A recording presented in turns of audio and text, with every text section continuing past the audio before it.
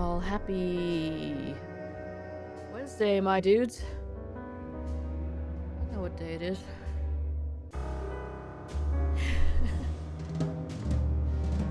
I'll light up just a little bit. There we go. Oh, God. Alright. It's been a very productive morning. Petra actually came and snuggled in my legs last night.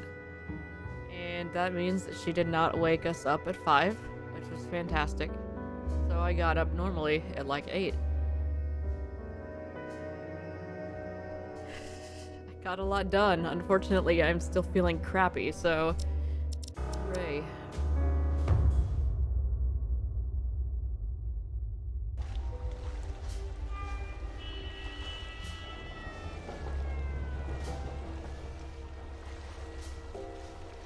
If I need to move my camera, I will, but right now we're keeping it here. Here comes that damn son of a bitch cop. Alright, good start.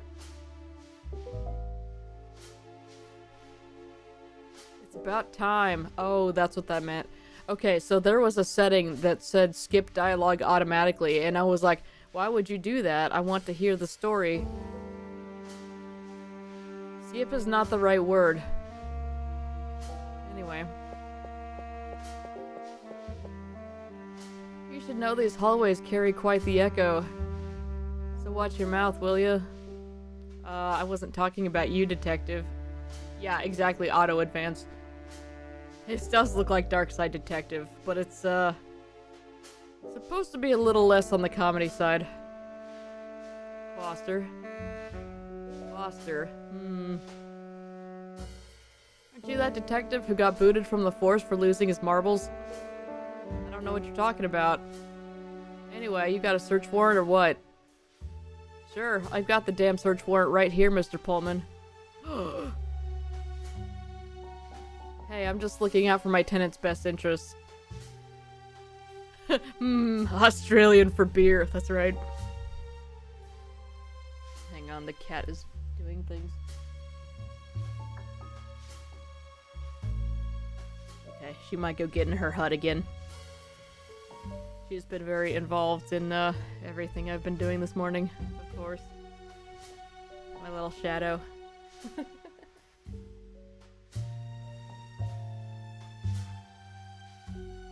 I should not have chosen a game where I was gonna have to be reading all this text while my sinuses are upset.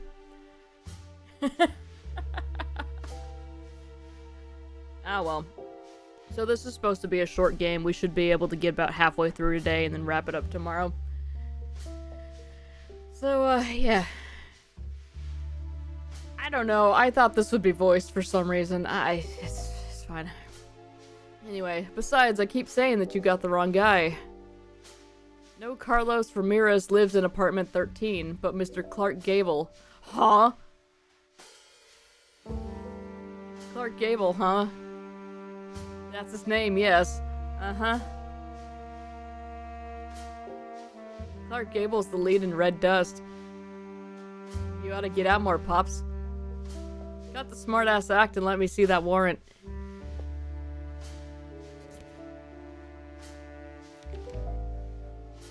Short game, you say, so we'll be finishing on Monday. Hey. Hey. Don't you sass me. Aren't you going to read it? What's the point? I trust you, detective. Clearly! If I'd known that, I'd have handed you a clipping from the Arkham Advertiser's sports page. Judge Roberts did not take kindly to being dragged out of his country club to sign the order. Judge Roberts? Fuck him and his country club. Alright, fair. That's fair. We are married, you do get to sass me. People have nowhere to drop dead. There are no jobs and this recession doesn't look like it will ever end. Oh, right, this is in 33. Or 2026. Anyway, country club. Not enough folks jumped out of windows on Wall Street back in 29. Jesus. Come on, spare me the lecture and unlock that damn door already. Ramirez is not here, is he? No, he still hasn't shown up. The apartment is empty. What do you expect to find in there? The jackpot? I beg your pardon. Police business, Mr. Pullman. Open up. All ears, detective. What? You said Ramirez wasn't in. And it's true. He hasn't been back all day. Are you sure? The door has the chain on. I see someone lying on the floor. It's not Ramirez. It's probably Julio, his sidekick. He's a small-time scammer and blackmailer, too. But even more of an idiot. Lying on the floor? Is he dead? Don't worry. He's still breathing. We gotta get in there and check his pulse. Probably drunk, hopped up. Both. Door opens to just crazy temporal portal madness. I was really expecting that. Not that it matters much. High as a kite! Goofballs! Hand me a saw or something I can use to cut the chain. I'll keep tools around here. There's an axe right there. Nothing? You serious? Whenever something needs fixing, I call this Italian guy who works for Peanuts. He brings his own toolbox. Fantastic. Alright, give him a call. I haven't heard from him in weeks. I see. I'll make do myself. Just kick the door in.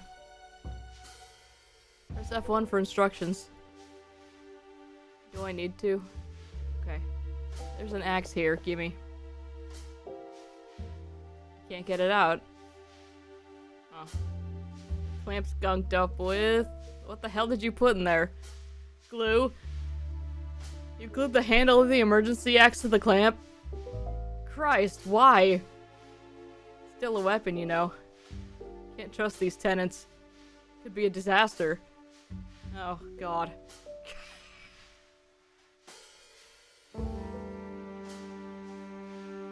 You know what? Maybe the auto advance being off is not a bad idea.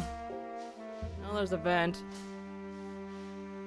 Nasty stench is coming out of there. Hell, there's nothing in this dump that smells even halfway decent. Yep, we gotta find the glue solvent. It's expired, did you know that? Nah, must have ended recently. September. Ah, just like I told you. Of 1918. It's the certificate of occupancy. There's a painting over here. Every point and click has glue solvent. Is true. It's the Church of Saint Stanislaus of Arkham. Okay. Probably butchered that. Alright, there's an ashtray. I have a good feeling about this. It's overflowing with cigarette butts. Your tenants sure do smoke a lot. Don't be fooled. They're all mine. No. Well, look at you. Let's look at the door. Oh, Saint Stanny Boy, we call him. The door has the chain on. I won't be able to get in until I get rid of it. No, okay. Yeah. Let's go next door. Ramirez is in apartment 13. I should handle it myself. Come on, everybody's got a secret tunnel to the next apartment over where they have all of their creepy stuff. Come on. Alright, we got another painting. Arkham in 1902. Back when it was a thriving city, not the dump it's turned into now. What has it become? A den of foreign riffraff. Okay. Italians, Spaniards, Poles, Russians. Dirty, filthy scum. Yikes. Yikes, this man. But it was the 30s, so that was not an entirely uncommon... What's the word I'm looking for? Not thought, not emotion. Sentiment. There it is.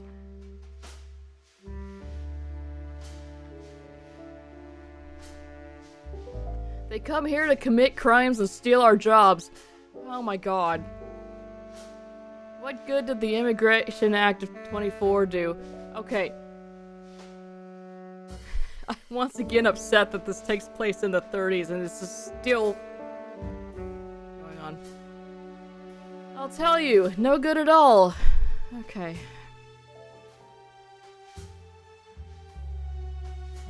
Nearly 100 years and well,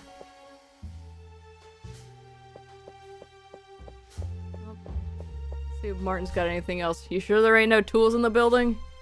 I already told you. The guy who does the dirty work is the one with the tools. Okay.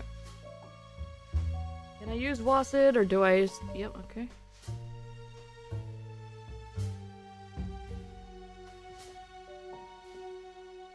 Stanislaw Kostka. Okay. The Polish novice in the Society of Jesus. Said to foretold his death a few days before it occurred. He was canonized in 1726. Okay. That's the cigarette butts again. Oh, hey. My inventory's up here. Polish bishop and martyr who famously challenged the immoral and cruel reign of King Boleslaus II. I can confidently say I have never heard of that. Eventually excommunicating him, he was murdered by the king while celebrating mass, making him a symbol of moral courage and the patron saint of Poland. Oh, alright then. We learned. I have a limited edition gold-plated Ronson tuxedo lighter. Cost me a small fortune. Smith & Wesson Model 27, standard issue for Arkham's police department. Holds 6 rounds. Alright, so do we melt the glue? Do we shoot the lock? 6 .357 rounds for my Smith & Wesson. Hope I don't need to use them on anyone. Are the notebooks a detective's best friend? Alright, what if we use the lighter on the glue? I could burn it off, but it would take forever. Gotta move things along. Alright. Gun only takes bullet. Yeah, just... Use gun on door. Why do you carry your gun around empty? Alright. Man of action now. Ignore the first paragraph. That was the wrong one. Okay. I was gonna say that...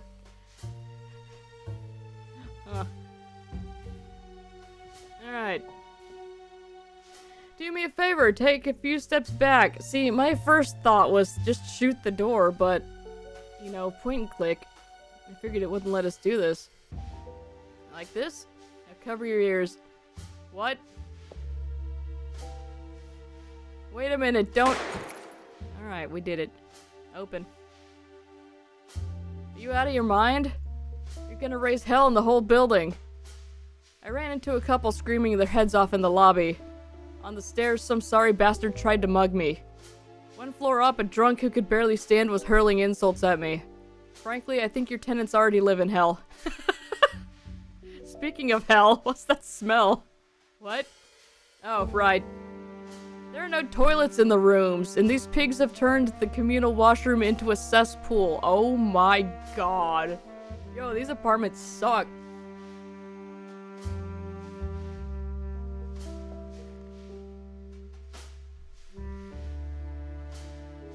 Really ought to send someone to clean it up. The whole building smells as bad or worse than the Arkham River. It's not that smell. It's on this floor. It's whatever. Forget it.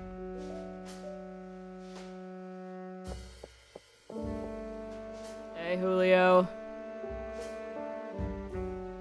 Looks like your pal got wise we were closing in and left you high and dry. I want out of this dump, so make it easy on me. Where's the photo? Hey. Talking to you, asshole. He's just gonna explode or some stuff. The smell is the evil. Or Cthulhu. Cthulhu probably smells bad. I mean, yeah, he is supposed to be a, he is an ocean-based, thing, so... he'll smell brackish at best. You're so hopped up on heroin you don't even know I'm here, huh? Fucking junkies. Okay. Oh, yeah, I was like, let's not just assume that. Maybe he's seen some Cthulhu things and he's actually lost his mind, but he does have the band on his arm, so, Okay, we've got American Gothic over here on the wall. It's that Grant Wood painting I keep seeing everywhere these days. Even in the lair of some small-time hustlers. Where's Clark Gable? There's a cabinet. There you are. Alright, we got the photo. Well, well. Looks like Mayor Bradley, the American morality watchdog, is sneaking around with some company. Ooh. I don't know what you were begging for from that girl, Mr. Mayor, but I doubt this photo is going to do much for your re-election.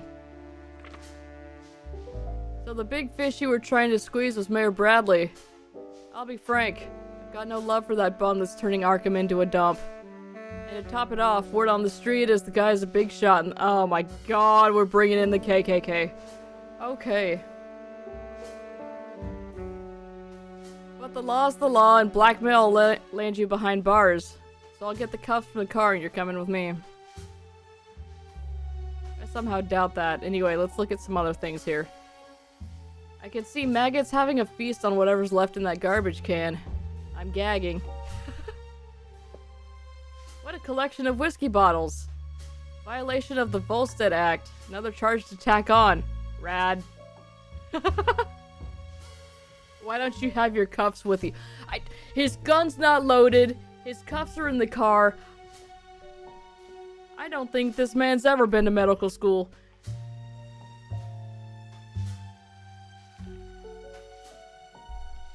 I think I'll keep one for the waste of bullets I'm getting in here. Fair's fair. Besides, I'm bone dry. Could use a good drink. Alright. Here's you, Julio. Oh, we're just gonna... Damn it. This is gasoline. Yoink. You guys were making Molotov cocktails, huh?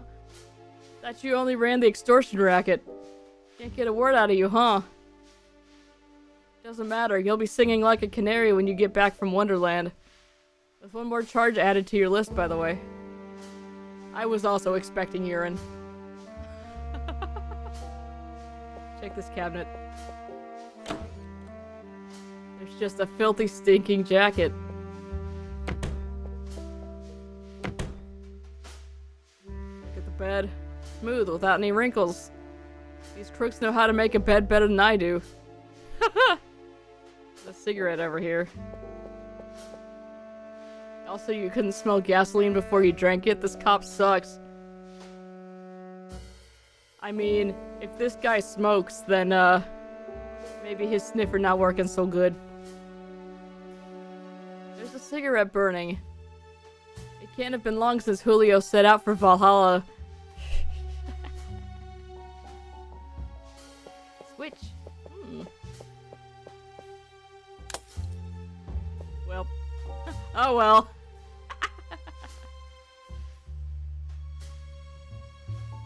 I don't know, he seems to be judging the others for smoking pretty hard, so maybe he doesn't. Then again, he really isn't in the spot to do that, considering he just drank gasoline. What's up, Julio? Have some class and take the rubber band off your arm after you shoot up.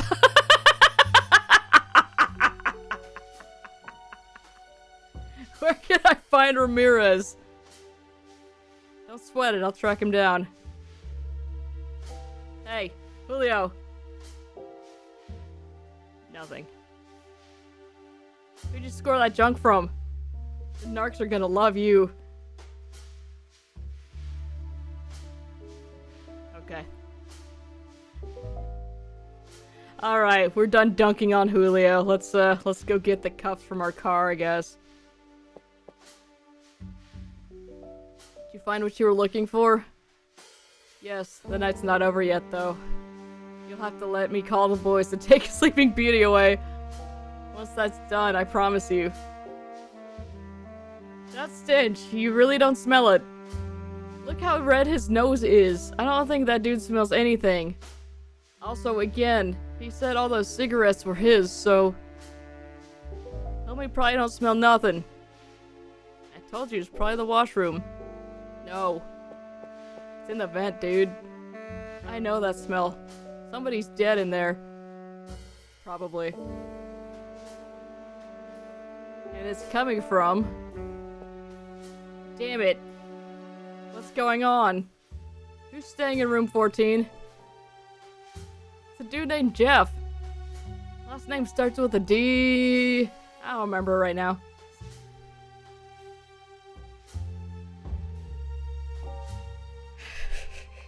Clark Gable too.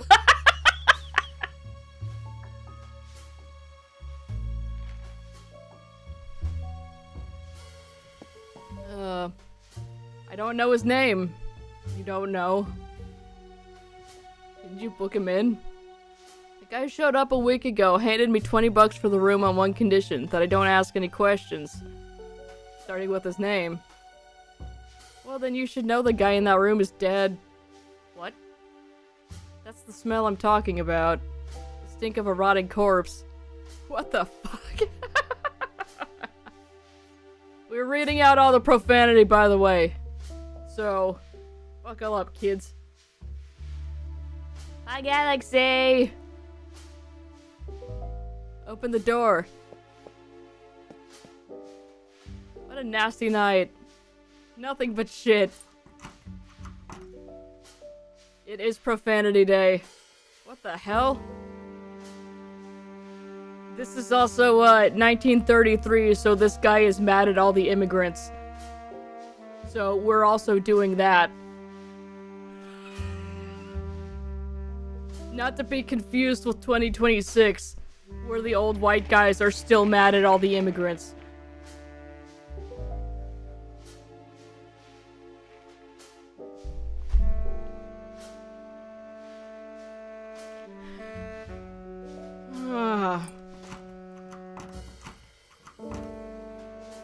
Any problems? He clearly can't get the door open. I can't open the door. What?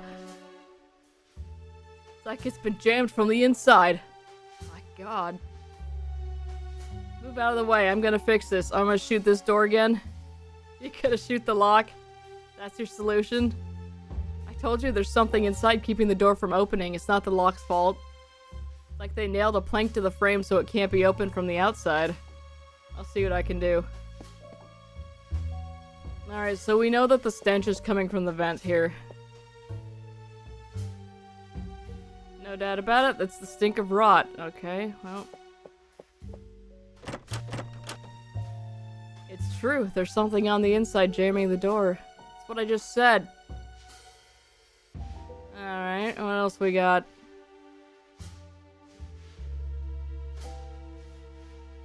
We've got some gasoline. And a lighter. Gotta be extra careful handling these. Could start a fire. Oh, the solution is not to make a Molotov and launch it at the door. Okay.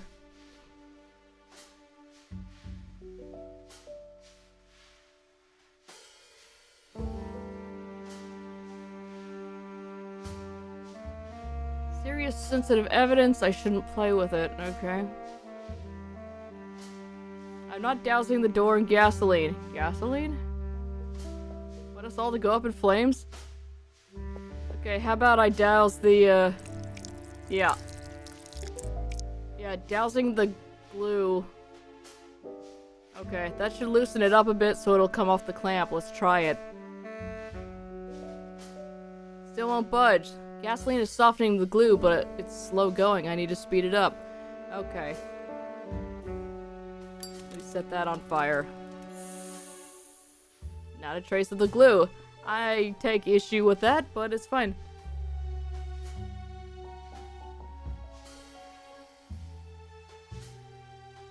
Oh, that's awesome.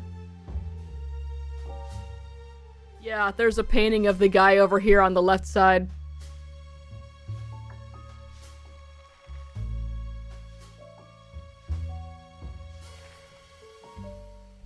Bruda and I were like, huh? Alright, we have the axe now. Don't you smell something burning? No, I don't think so. The fire scorched the handle a little, but it's nothing serious. It's still in perfect condition for emergencies. I like chopping down this door. What's your move then? Break it down. Get out of the way. With the axe? Yeah, so back up. And who's paying for it? Arkham PD? We'll get you a new one for Christmas. For the third time, move. I'm a crack shot with a gun, but an axe, I'm not so sure.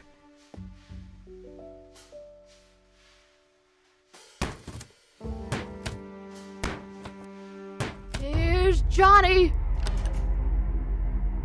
Good lord! Yo, that's sick. Oh shit!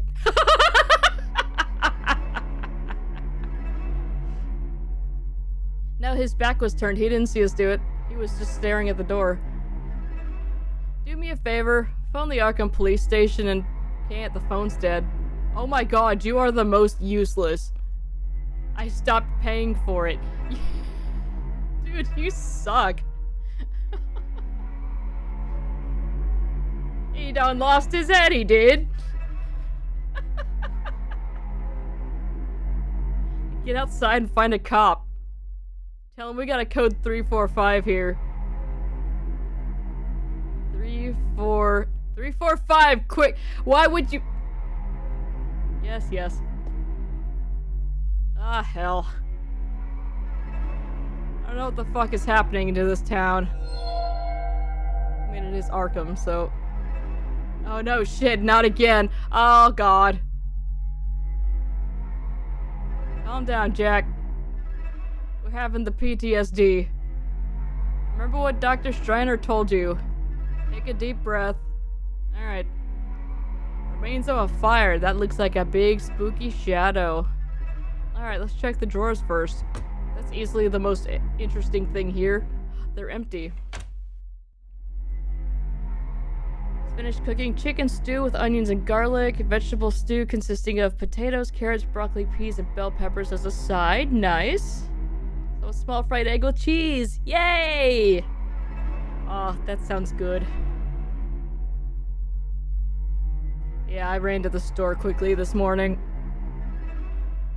So, hoping to actually get some cooking done tonight. Look out the window. Both the window and the door were boarded up tight.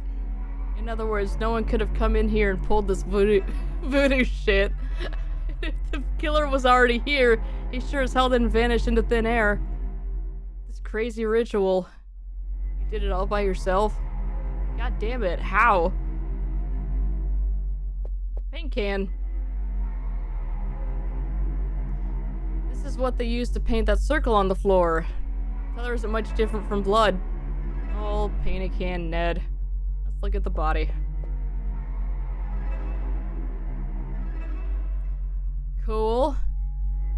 Tattoo on his back matches that symbol on the floor. I should log this strange symbol in my notebook. Seems like my only lead to figure out who this poor bastard is. Cool. I think it's funny that this is labeled head. Beheaded. But wait a minute. Damn it. They didn't even use a weapon to do it. It's like they ripped it off with their bare hands. What kind of beast does something like this? By the way, I don't see the head anywhere. Did they take it? We're gonna find it later and he's gonna start talking to us. Alright, nothing else to look at. Alright.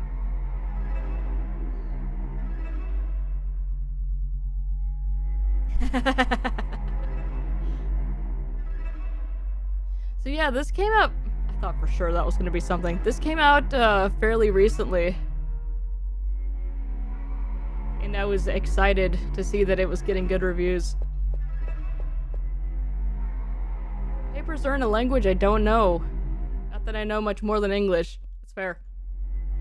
Like 90% of Americans.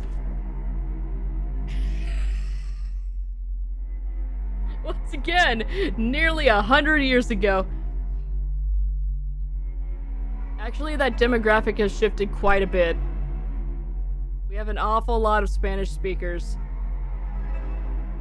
So, okay, that has changed. Spanish and many, many other languages. Alright, map of Arkham. I hate this city, even to look at it on a map. Okay.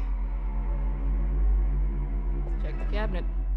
That poor bastard's wallet is probably in one of his jacket pockets. Let's see who this guy is. Nothing in the pockets. Who are you? Remains of a fire. For God's sake, what got burned here? Oh shit.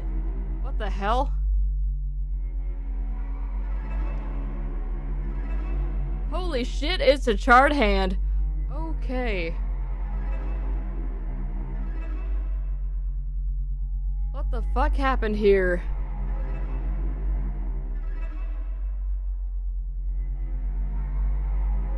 Yeah, the hand looked very interesting, like it was trying to get some, squiddiness to it.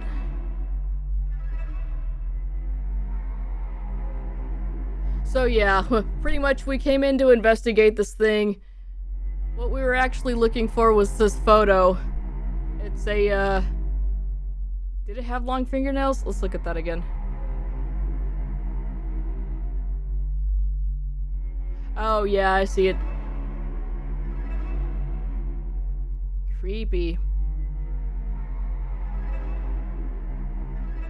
But yeah, we came in here to get this, compromising photo of the mayor. And then we were going to, arrest the guy next door. And then, yeah, we kept smelling something that smelled like, you know, dead body. And so we came in here and ta-da!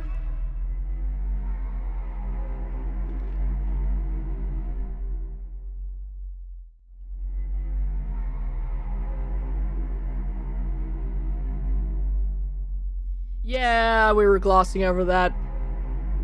They did use the wrong who's. Alright. Doesn't look like there's anything else. Oh, okay. Never mind. What else can we look at? Papers. There's other papers. A mess of sentences in a strange, consonant-heavy language. Speaking of languages, you've heard me speak Russian multiple times. How odd does it sound for your native English ear? Does it sound completely incomprehensible, or are there snippets that sound familiar? I'm going to read this again. It's a mess of sentences in a strange consonant-heavy language.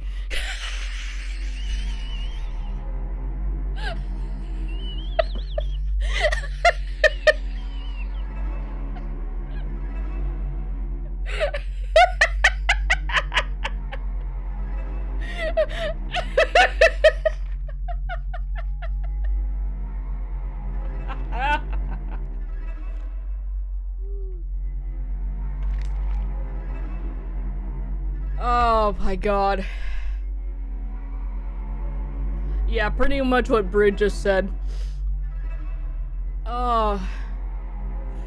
That was just perfect timing. Oh my god. What a fun combination of things to happen there.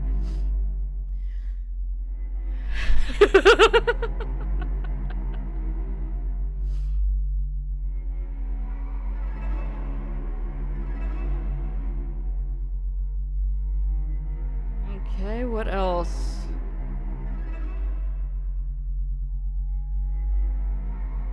I'm not allowed to leave yet. Can I look at, like, his legs or anything? Or is it just gonna... Okay.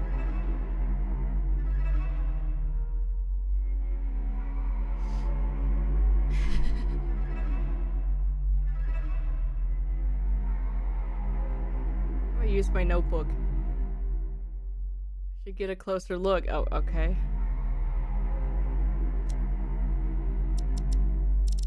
That doesn't help. Alright, so F1 was display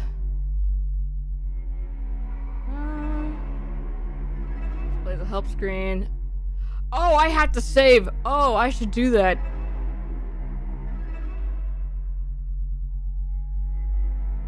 Alright, thank you.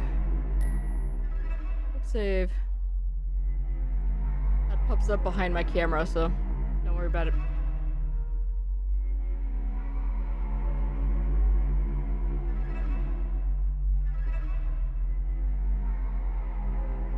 Yeah, in all of those, like, Thai food videos, if there's somebody talking in the background or something, we can't make out a single word of anything. Like, it's just one flowing sound. And we're just like... just, oh my god! Russian, we can get, you know, breaks between each of the words. But yeah, the languages are just so radically different that brain just does not know what to do with it.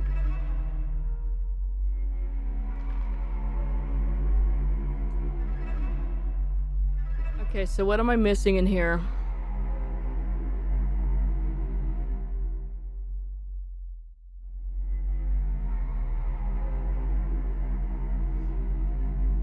What can I do?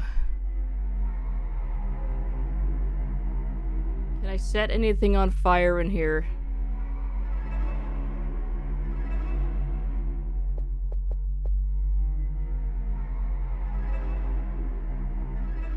Okay, I'm not allowed to interact with anything there. I can't pick that up. He doesn't want to leave.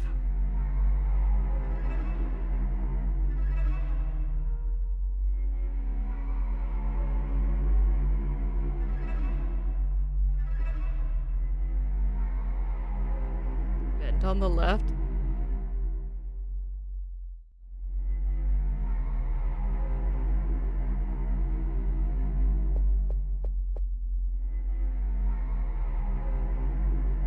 Can I look at the actual circle, or... No, okay.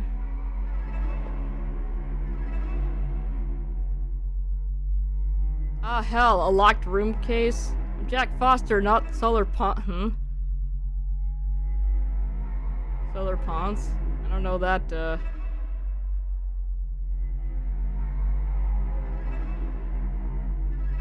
right next to my camera. Oh, this, okay. That might be a vent. I was thinking that was a little carpet. But yeah, that is behind my camera, unfortunately. Can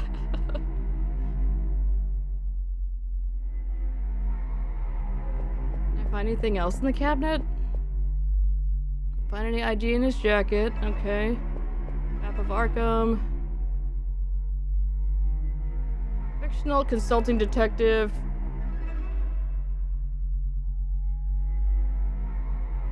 Oh. Timu Sherlock Holmes, then. Discount Sherlock Holmes.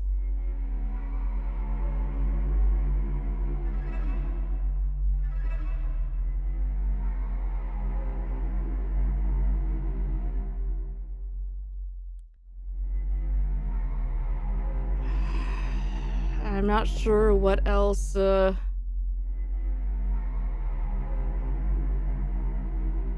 that just says that for all the papers. Okay.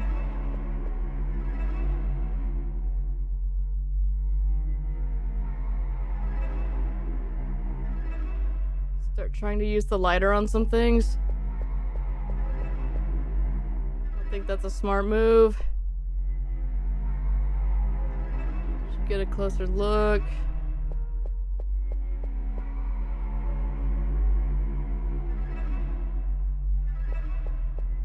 Light switch does not appear to be interactable.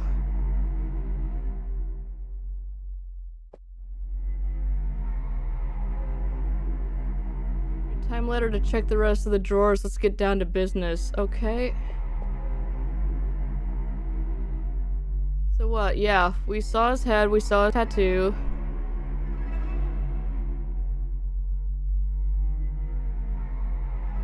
Oh, do I... Oh, okay. I have to actually use my notebook on that to draw it down. Write it down. Draw in it. There, done. Not a hopper, but it's a damn good copy of the tattoo. Alright, nothing else to do here. I should haul Julio in.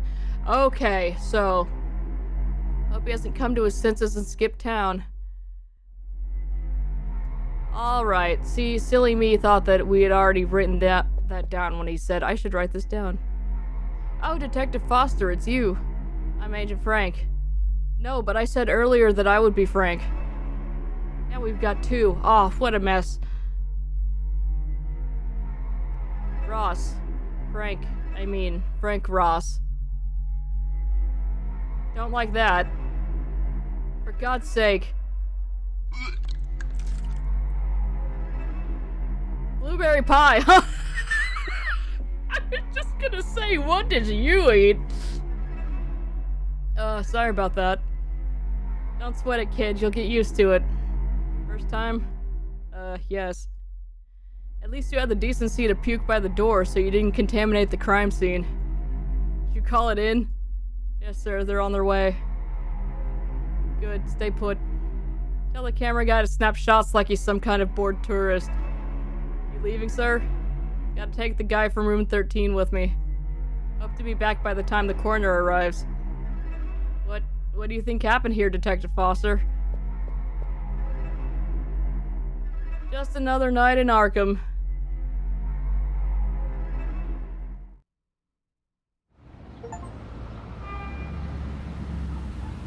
Alright, we got our first achievement.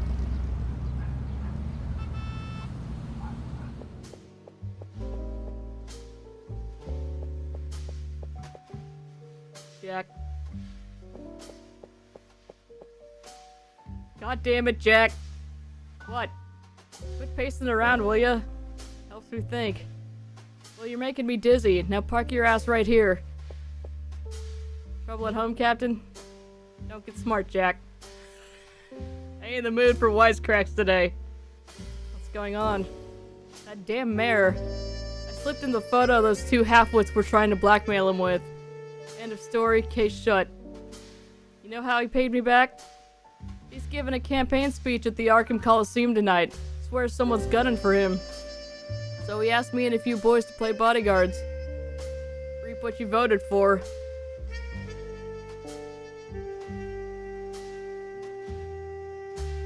Yeah. What do you say to that? Nothing. So Bradley's sweating bullets because of the Molotovs we pinched off Ramirez and his stooge? No, that's not it. That Julio punk sang like a canary after his trip to Wonderland. Oh, that's funny. That's exactly what I... Turns out they wanted to use him to hit the Arkham advertiser offices. They believe it's an ultra-conservative pamphlet, a mouthpiece for the power that should be burned to the ground. Guess writing angry letters to the editor wasn't enough for them. Damn Reds. Okay. Tell Bradley you can't go. I don't have a choice. He's the top dog in the polls and will most likely get reelected. I've got to make him see that slashing the department's budget isn't a good idea. So if you want to keep cashing your paycheck, you'll let me kiss his ass in peace, will you? Fine by me. Speaking of unpleasant things, that esoteric crap you dug up today's got me worried. That's a way to... That's something to call it. Alright. One stiff with his head ripped clean off, another charred to a crisp, just a hand left behind. Two victims of some satanic ritual. You wish it was Satan. You're taking the case, and you'll have a partner. Oh no. Dooley? Really? You don't know, I'm fresh blood. Transferred in from Providence. Knows his way around cults and black books. The right man for the job. He's been a big help while you were gone. I'd rather fly solo. Where do you think you're going? You cracked the case. Alone. That wasn't a request. It was an order. And you'd better damn well follow it. You know why? 'Cause I'm sticking my neck out for you. And don't forget your reinstatement's hanging by a thread. Oh, pressure. Oh no. They're all waiting for you to slip so they can kick you out on the street. Alright, I get it. I'll play nice. That's more like it. So who's the lucky guy? Harvey Whitman. We sent him up with an office in the basement. Go see him. He wants to go over a few things with you about the case. Bit of an odd duck. Believes in black magic. Says there are things in this world we can't wrap our heads around. But he doesn't push it as far as you, Jack. One last thing. Yes? Dr. Striner called. Says you haven't completed all your sessions. She wants me to try regression. She wants to try regression therapy on me, Captain.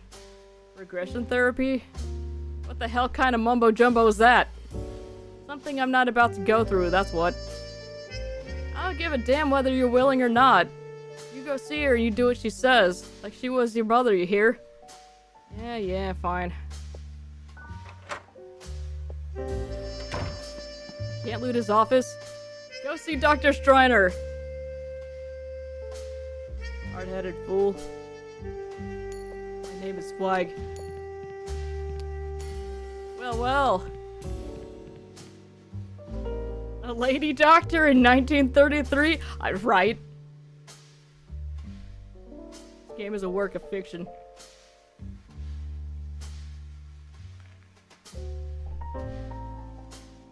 So it's true they cut you loose, huh? Got a problem with that, Evans? Damn right there's a problem. And the problem is you. Having you here puts us all in the line of fire. I'm recovered.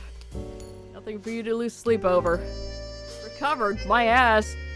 You pulled a gun on all of us. Oh, good. Oh, we love to have that on our history. I won't let you feed on my sanity, you monsters.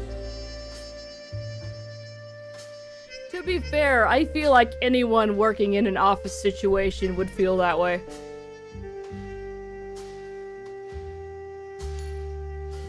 That guy's actually flipping a coin menacingly. He is! You fucking psycho. They ought to throw you in a padded cell and pitch the key into the Miskatonic. Listen real close, asshole.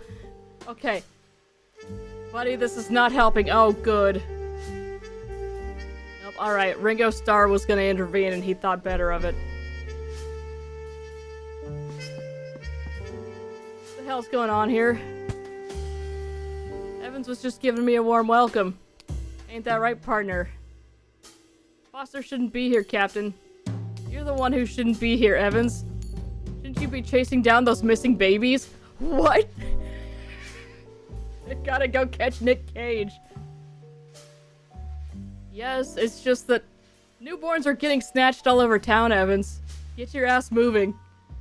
But Captain, beat it. Bite him, that'll show everyone you're not crazy.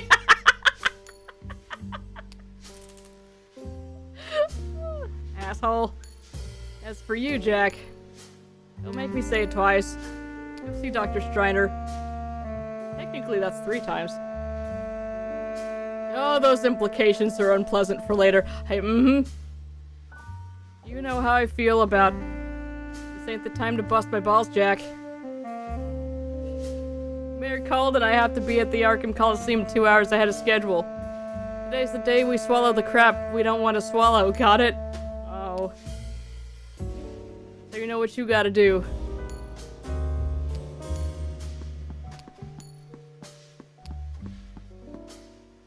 Damn it. Alright, let's look at the bulletin board. Walter Gilman, missing, age 24, originally from Haverville. Last seen at his home in 100 High Street, Arkham. Okay. The honor roll. My mug used to hang up there. Well, how do you put coffee in it if it's up there? Yeah, that spineless weasel, Arthur Evans, has taken my spot. What'd you do to earn that, Evans? The only thing you can brag about is your tongue ain't worn out yet from licking the captain's boots. Trash can. Someone ditched something wrapped in newspaper. This is coming with me. Oh, I spit my gum in there. This guy just watched me take some stuff out of the trash. There's a 1 in a million chance that it contains something valuable. Then again, you never know. Pastrami with cheese. Or at least that's what I gather from the greenish, moldy filling. Moldy sandwich is hard as a rock. Some food whets your appetite. This one kills it. Yuck.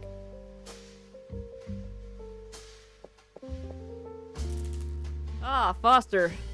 Heard you were back. Hadn't seen you around. How you holding up? Good. Guess. Got all the boys. You've got the boys all pissed off, you know that? Yeah, not exactly prom king around here. They blame you for Mac. You too, huh? Me? Nah. Happens. We're cops. Comes with the territory. Alright, so we've got some options here. I'm not to blame for what happened to Mac, having fun with that coin, or I've got things to do. Let's get some more information about Mac here. Digging through the trash is a prime way to show your colleagues how normal you are. Using it. I'm not to blame for what happened to Mac. Yeah, I know. But you gotta admit, the story you told was a little off. Oh, okay. Was Mac my old partner? Did he get eaten by Cthulhu? Is that why I have PTSD? Alright. Having fun with that coin? Oh, this? Busted a shell game hustler near Wandre? Sure. Guy was pretty good, you know? I told him that if he showed me the trick, I'd talk to the judge to get his sentence reduced. Obviously, I ain't telling the judge shit. Want me to show you? Come on, if you guess which hand I have the coin in, you can have it. What do you say? Yeah, why not? Not allowed to quick save during this. Alright then, let's go. Alright, where's the coin?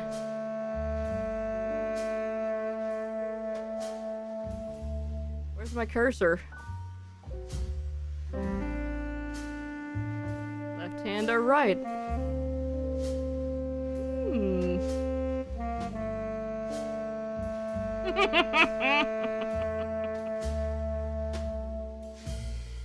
It's a trick, it's a neither.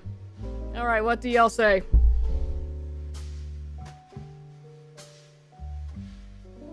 Yeah, I also think it's a neither.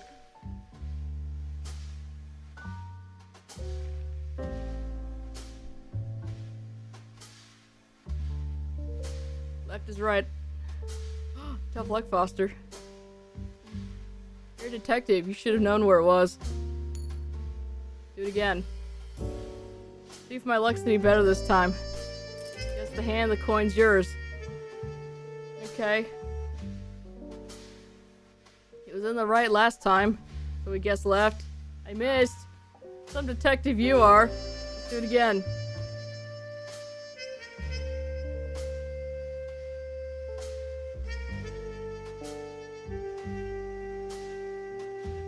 I'm not allowed to pick anything else other than... Today's not your lucky day, Foster. Come on, detective, it ain't that hard.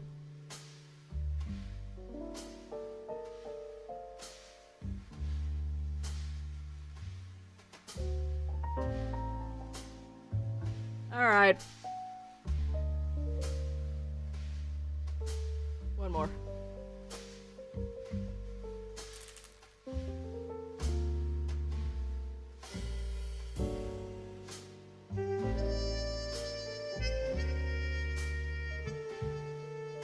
It won't let me check his pockets or anything, or up his sleeves.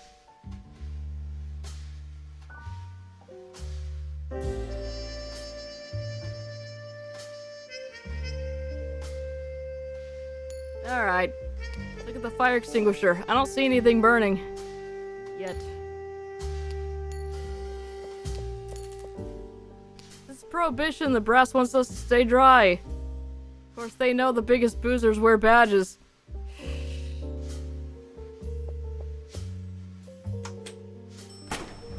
Oh, I can't actually go in the elevator. Right. The horror hasn't begun, so this isn't, Where am I? Can I get out? I guess I can't. I do need to go to the basement. Okay, good. I figured this is where we were. Taking the stairs when there's an elevator? I'll leave that to the young bucks. Okay.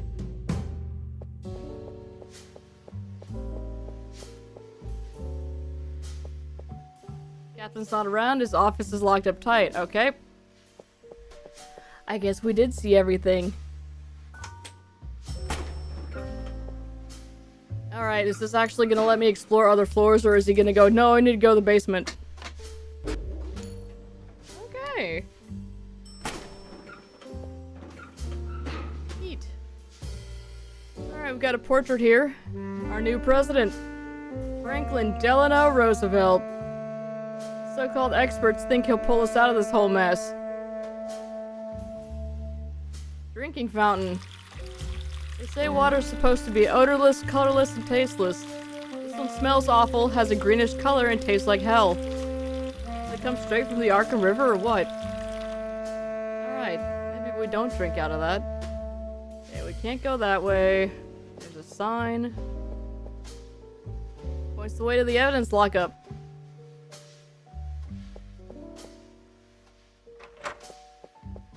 Once again, I'm surprised it let me in here. What's that smell? Greasy and delicious. Hello? Wilbur?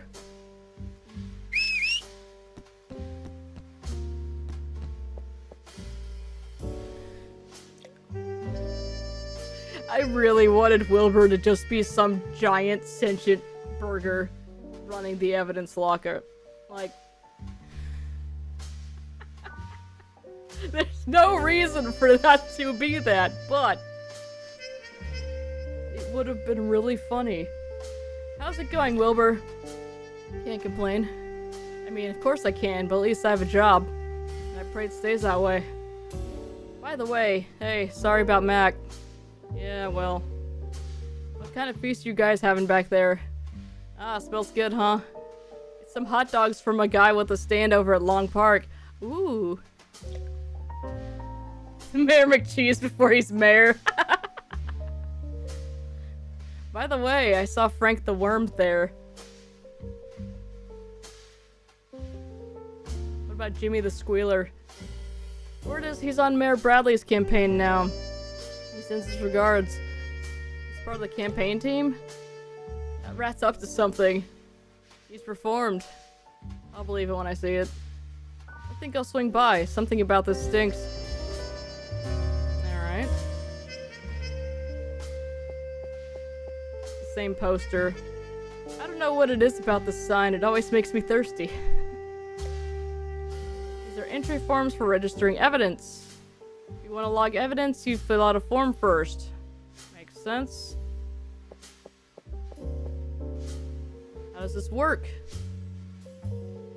You know the drill, Foster. What's the matter with you? You bring me some evidence, you fill out the delivery form, and I log it. Like we've always done. I gotta go. Bye, Foster.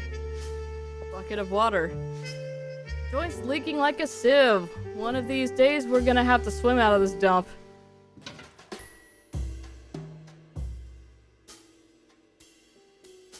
Okay, now that's just gonna leak all over. Alright, Foster. Foster, you're a loose cannon! The precinct is old and leaks everywhere. This bucket brimming with ice-cold water proves it. Okay.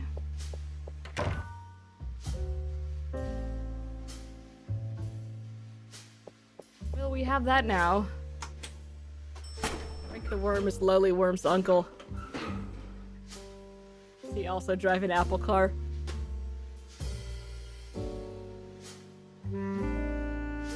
Okay, yeah, we do have to go to the basement before we go to the lobby. What was his name? Harvey something? Yo, it's dank down here. This is the first time I've been down in the basement. Empty. Alright, let's check the next one. There's a toolbox.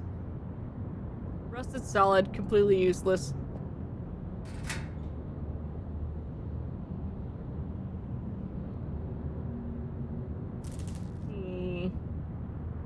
He took my bucket. Office supplies, or so the labels say. Well, look at that. A whole box full of letter openers.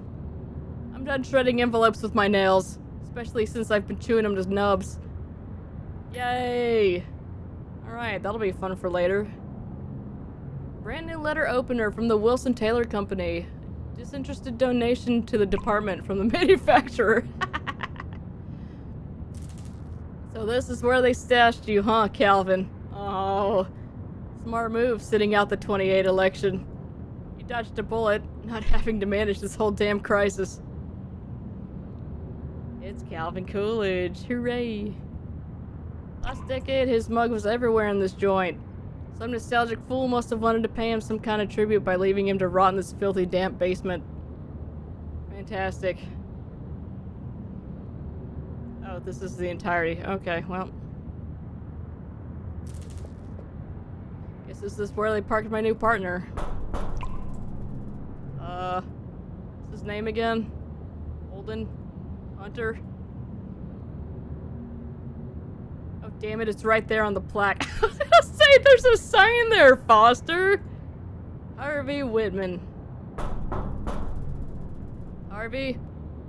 It's just gonna be the bird. Harvey Whitman? I'm Jack Foster, your new partner. Damn it. What the? Yeah, that's about what I expected.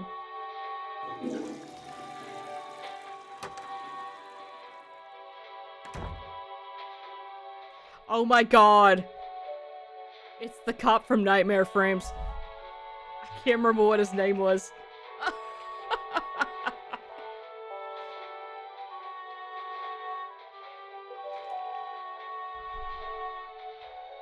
Wash your hands, Harvey. Brit, it's the 30s. Come on. You must be Jack Foster, my partner. And you're Harry. I mean, Harvey. Harvey Whitman. A pleasure. Sorry, but I'm not gonna shake your hand. Of course you won't. You just came out of the bathroom. That's not the reason. I think shaking hands is a social convention that disregards those who find physical contact. Okay, cut the crap. The captain already told me you were an odd duck. He said that? Oh. He also said you wanted to talk to me about the case. Yes, come with me. I took the liberty of making a rendering of the tattoo on our victim's back based on the crime scene photos. Why? I already drew it. Your sketch was rather crude and several symbols do not correspond to their original positions. I apologize if I offended you, but it's a matter of organization. Don't sweat it. Around here everything's organized. Even crime. I prefer not to show crime scene photos to civilians, so I drew it as faithfully as possible. Hold on, what the hell is that? What? Where? In the lower right corner. He signed it. What do you mean? That symbol wasn't... that wasn't on the victim's back. It's my signature. Your signature? What is this, an art contest? No. Why? Forget it. Go on. See the symbols inside the circle? Their origin is lost in the mists of time. Some experts claim they predate cuneiform writing. You know what? The earliest writing system on record, developed by the ancient Sumerians in Mesopotamia 3,000 years before Christ. I studied these symbols years ago. It's a very basic concept-based script. Can you read them? What did they say? I'm a bit rusty, but several can be translated as repulsion or rejection. Now look at the ones that follow the line of the circle. They look like arrows. Exactly, and they all point outward. The similar symbology is reflected in several spells in the Cult des Ghouls, written by Count Derlet. It's also just a warding spell. Uh-huh. According to the book of... Oh my god. This is why they didn't get anybody to voice this. Nobody knows how to pronounce all this. So now I have to wing it. Oh god. Hang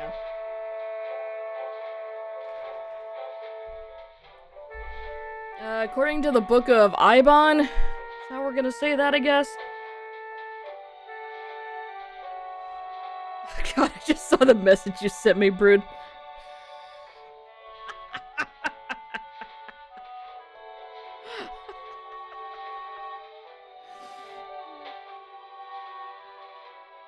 Yeah, we're gonna go with Ibon. For this type of spell to be effective, the pattern must be duplicated between the person to be protected and the space where they want to be protected. So you're saying the tattoo on the victim's back and the symbol on the floor. According to your theory, the guy wasn't the victim of a ritual, he was protecting himself. Protecting himself from who? Or from what? I have a question. The symbol in the center. You haven't mentioned it. What does it mean? I cannot say for certain. I believe it could be the emblem of an order. I've come through my entire library looking for its meaning or a similar pattern, but I haven't been able to find it. However, for several years now, I've been in contact with a man who's very knowledgeable about occult symbolism. Benjamin Marsh. He's an antiquarian and one of the leading experts on the subject, and he's here in Arkham.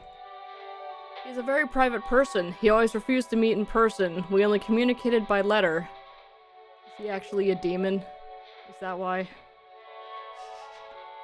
Lately, he hasn't been answering my letters. I fear something may have happened to him. Sounds like we should pay this social butterfly a visit. Might give us a clue to the victim's identity if we crack that emblem. Alright, cool. There's also the matter of the hand found next to the body. The charred one, right? Our second Vic at the scene. His prints don't match anyone in our files. We don't know his identity. We haven't found the source of the fire or any fuel that caused it. I've analyzed the photograph and have come to the conclusion that this type of charring is quite unusual.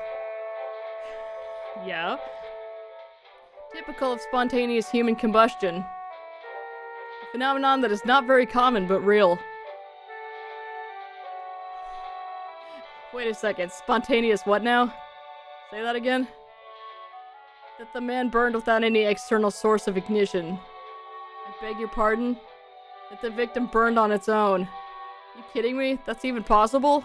Absolutely.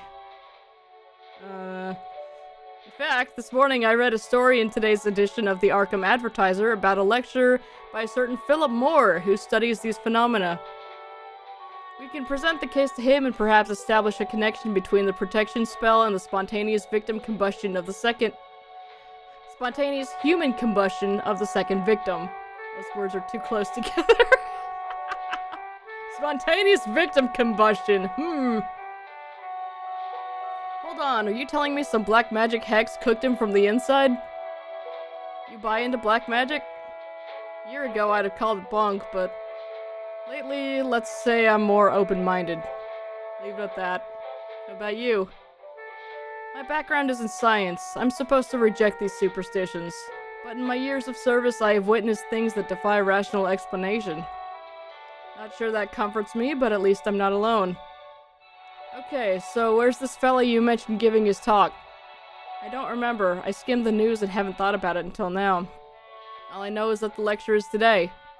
Great. Well, grab the newspaper and we'll find out. I'll have it here. Mackenzie took it with him this afternoon. Alright, let's find that newspaper and pay a visit to the expert in symbology. Grab your hat, we're rolling. I don't wear one. Another social convention you don't agree with? No, the lightning gives me eczema on my forehead.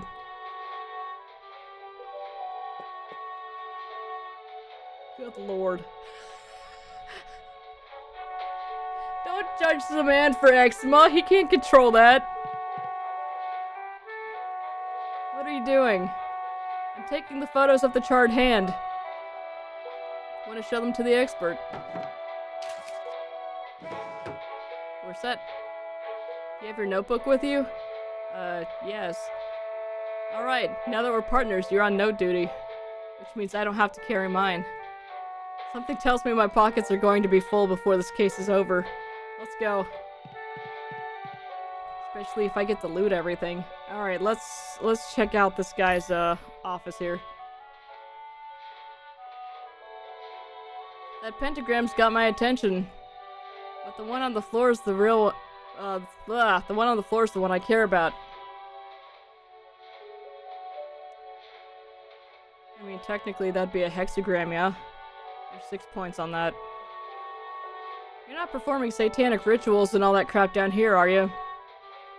I will admit, I have performed some in the past, purely as a method to better understand the Satanist mindset, but not in this case.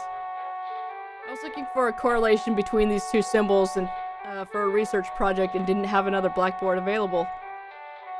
In here I thought you were just summoning Lucifer in your spare time. No, it's just... Right, I get the picture. Okay. Can I go to the bathroom? Need to hit the John? Already went. What about you? Johns upstairs are always a mess. Doubt this one down here's any better, so I'll pass. Don't worry, I clean it every day. So you won't shake your partner's hand, but you'll scrub a toilet bowl? I doubt that. I'd rather you didn't go poking around in those drawers. Why? They've got material from ongoing cases. I'd rather you didn't mess up my files.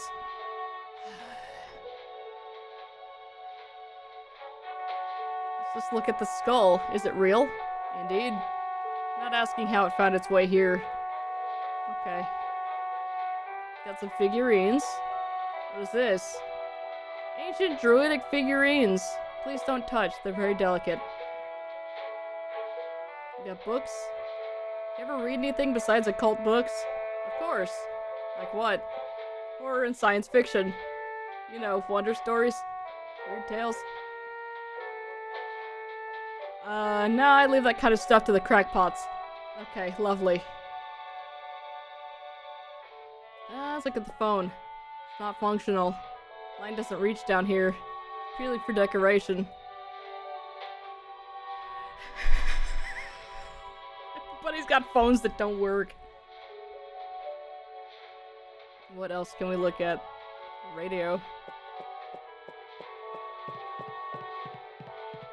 This modern racket ain't for me. They don't make tunes like they used to. Oh, there's notes. Bet you've been swamped with all these cults springing up, huh? Looks like folks are getting nuttier by the day. It's a little more complex than that. Oh, really? Well, what do I know? You're the expert. It's a map. What's the story with these connected dots on the Arkham map? It is an investigation I've been conducting for quite some time. I'm all ears. I don't want to bore you with the details. Alright. Okay, well... Diploma. Certified as a specialist in psychiatry, Dr. Harvey Whitman. You're a shrink? Yes. Doctor too? Yes, I have a doctorate in psychiatry. From the University of Massachusetts, Amherst. Well, aren't you just full of surprises? Alright. Will you handle my trauma? Okay, let's recap. We've got 2 victims. One guy was found with his head ripped clean off, lying on some kind of pentagram. All that was left of the other was his hand, and according to you, it was due to... what did you call it? Spontaneous human combustion. Yeah, that. First Vic had a warding spell tattooed on him. What or who was he trying to protect himself from? And the second victim? Alright, let's pretend the fairy dust is real for a minute. Was the second Vic the killer and the spell did its job? It's possible that the second victim was collaborating in the ritual and for some reason it all got out of control. I hope you're right, because if I'm being honest, I'm in way over my head on this one. So was that guy, apparently. Haha. Okay, let's go see your pen pal so he can explain the emblem on the first victim's back. He'll give us a clue to his identity. If he belongs to an order or a cult, we may be able to place it. Also pay a visit to that Philip Moore guy. You can tell us if there's a connection between that spell and spontaneous human combustion. Probably from whatever ripped his head off. I don't know. That seems like a bit of a reach, Brood. We need a copy of the Arkham advertiser. I don't remember where that talk will take place. Alright, let's hunt one down. Let's go. I didn't look at the electric panel. I'm not hearing brownouts by poking blind at breakers. They're coming from the elevated train on Barlow Street right behind the station. He does not want to take the stairs. We'll leave the exercise for another day. There's an elevator right there.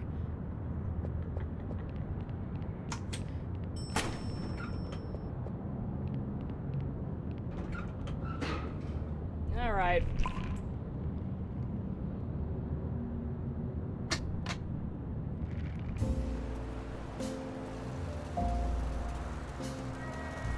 Oh, well, I don't want to go pay those two guys a visit. Benjamin Marsh and Philip Moore.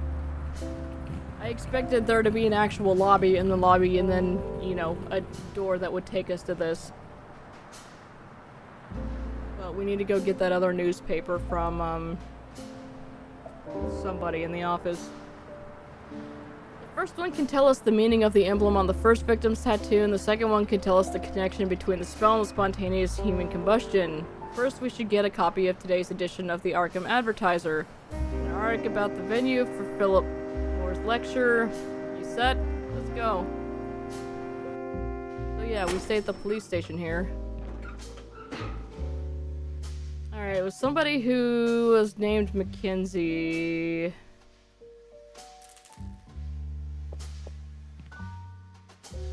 Give me the coin.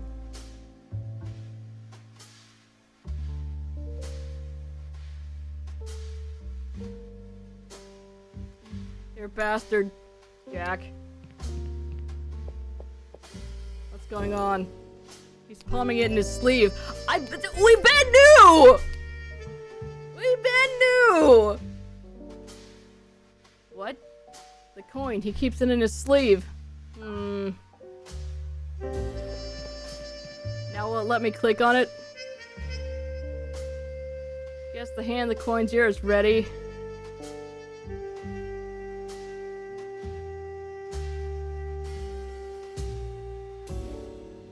Oh, but which sleeve? Neither. It's up your sleeve. Women tipped you off, huh? Hey, you. Think you're clever, huh? What? You never open your mouth, and when you do, it's to screw me over. Okay, why are you getting weirdly aggressive about this coin? It wasn't a fair game. There was no chance to win. That was the goddamn point, you idiot! Hey, Archer. You're out of line. You know who you're working with? Women's nothing but a bookworm. She'll ditch you the second things get rough. I don't know about that. What I do know is you owe me a coin. Fuck it, you want your coin? Here's your blasted coin. I thought he was gonna throw it. Mark my words, Foster. This guy's gonna leave you high and dry. Okay. Well, that was awkward. Is that true? What? He hinted that you have no street experience. Of course I do. Most of my work is done in the office, but I assist my colleagues if my presence is required. The White Archers say it. I don't know. I guess, like you, I'm not very popular with my colleagues. But I promise you I'll rise to the occasion. I'll cover you when I have to, and I'll be there when you need me. You sure? You should trust what I'm telling you. You're my partner. I know Archer's been saying I belong in the loony bin, and he's one of the ones who blamed me for what happened to Mac. And when he saw me, the son of a bitch didn't have the guts to say it to my face. You better be up to it out there, Harvey. I will, don't worry about it. Let's move. No, so Arkham has long been part of the, Cthulhu mythos. It's one of the, main places.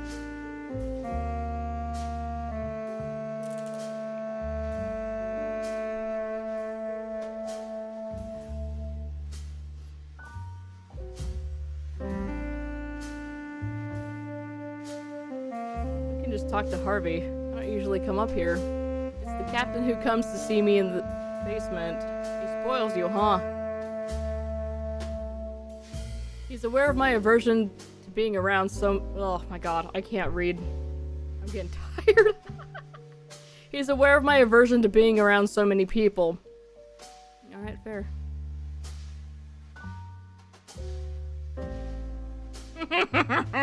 Fair.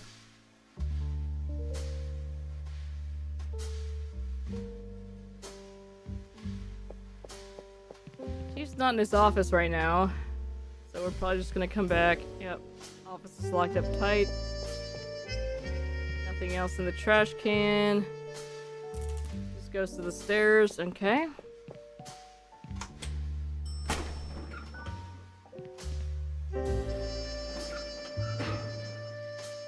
So I'm wondering—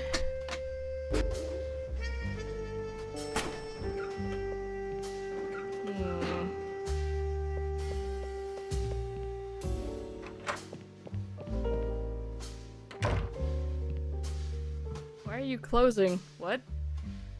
Ah. Foster, Whitman. Gotta go. Okay.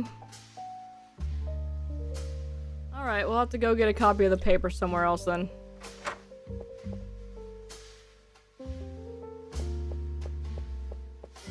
Yeah, it's a little reminiscent of Nightmare Frames. Rude was also saying that it seemed a little bit like Darkside Detective.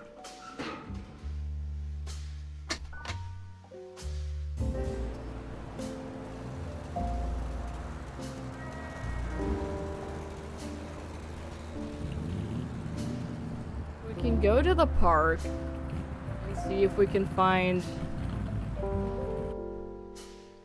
copy of the newspaper. He's reading something. Oh, this is Guy.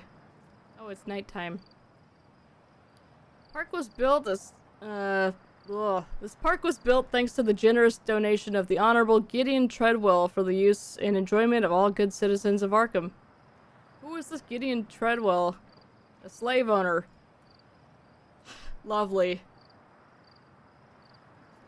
Oh, there's magazines. What are these magazines doing here? Bus company has placed a stand with various magazines at some stops to entertain passengers while they wait. Says so right there. And folks don't just walk off with them. Someone will, but they're usually old issues anyway. Alright, cool. Sir. Do you know when the bus will arrive? It's taking longer than usual. No idea. But trust the motto of the Arkham Metro bus network. Punctuality is our commitment.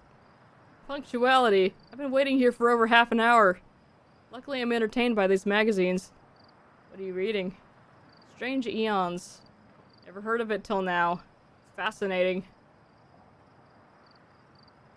Hoi, goy!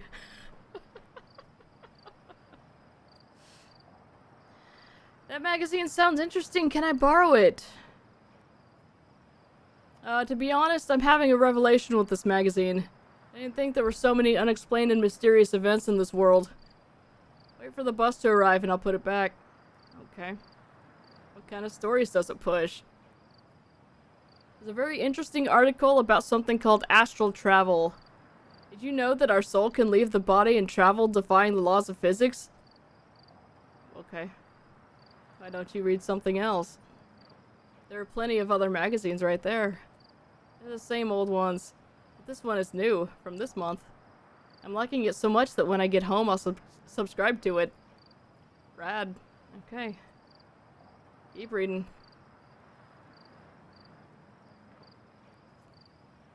Line 5 stops here. Oh, okay. Let's go to the park then.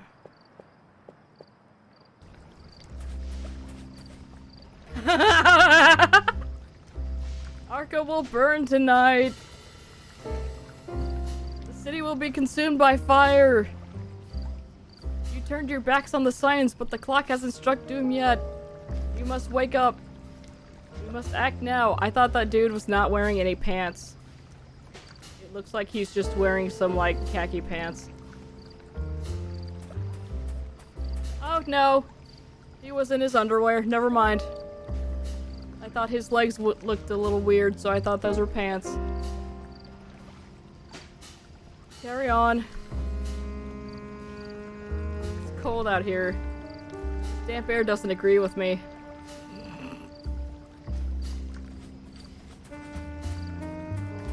Well. Detective Foster. So Wilbur was right, you've reformed. Although I don't know if working for a politician counts as being reformed.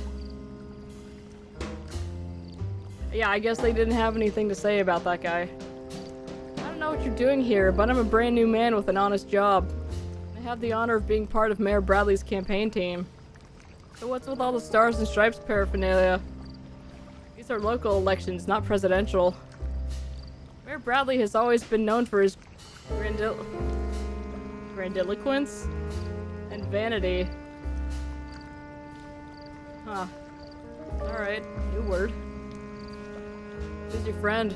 I don't like his attitude. He's probably a communist. Thank you. Oh. Harvey, the guy who looks like he mugged Uncle Sam and took his clothes is Frank the Worm.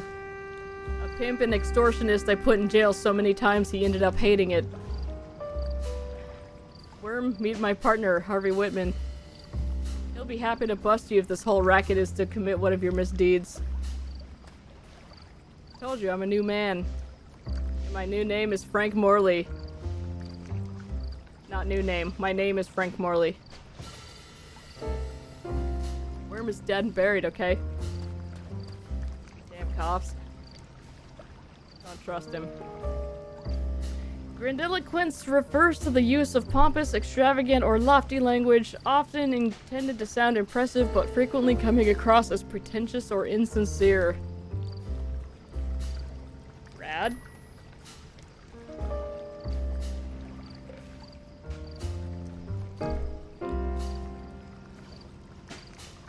Oh, there's a tray here.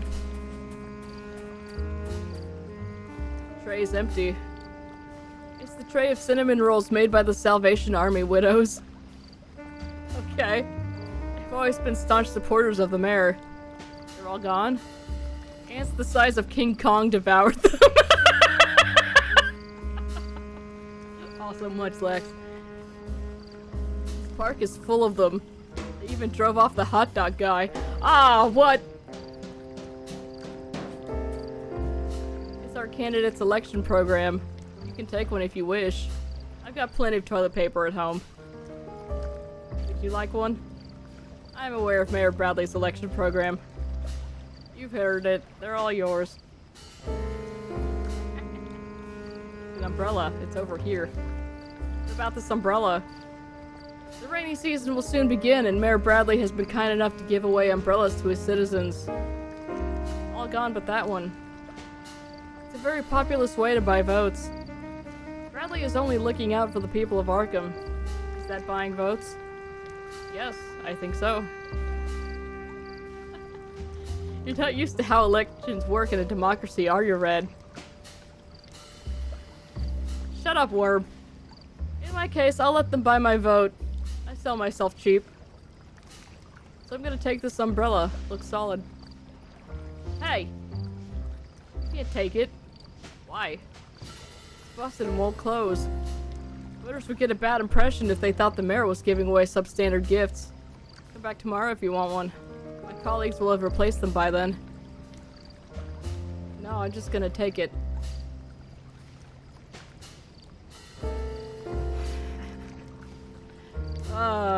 Alright, fine.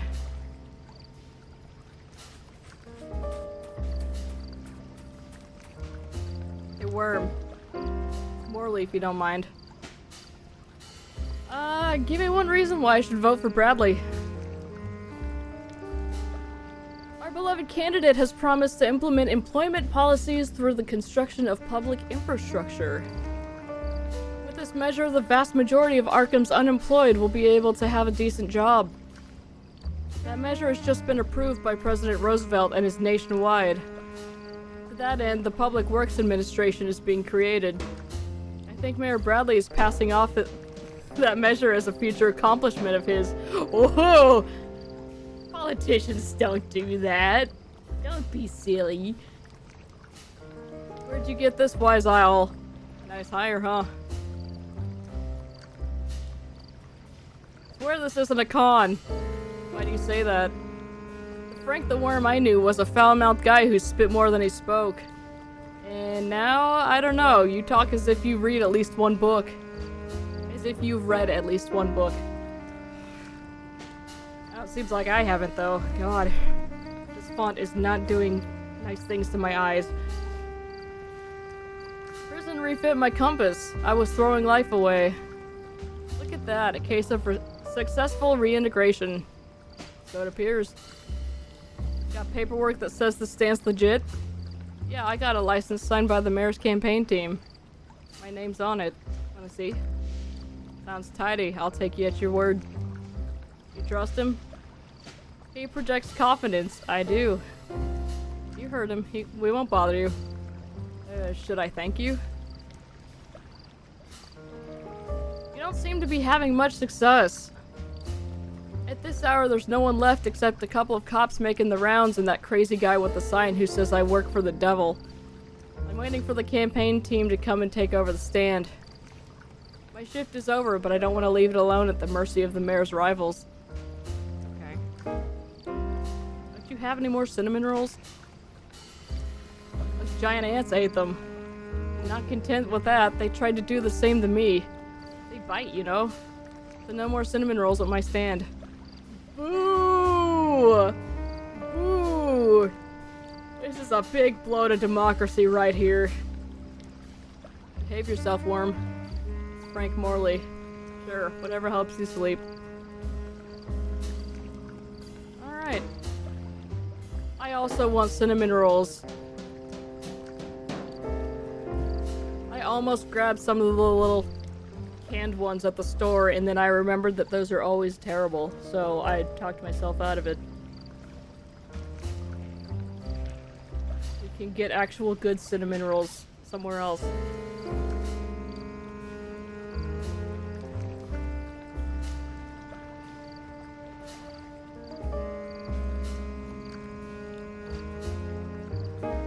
Yeah, they're canned uncooked, like it's cinnamon roll dough that's pre-made, and then you slice it up and, or no, they're pre-sliced.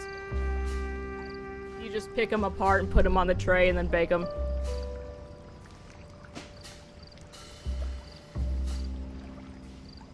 Mm-hmm.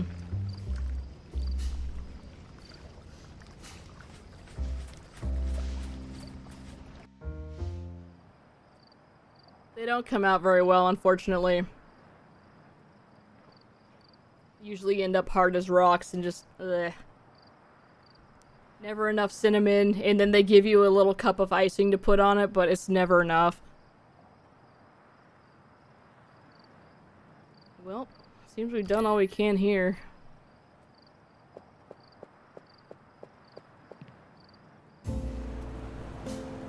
Like, if that's the only thing you can do, then, you know, they're fine, but...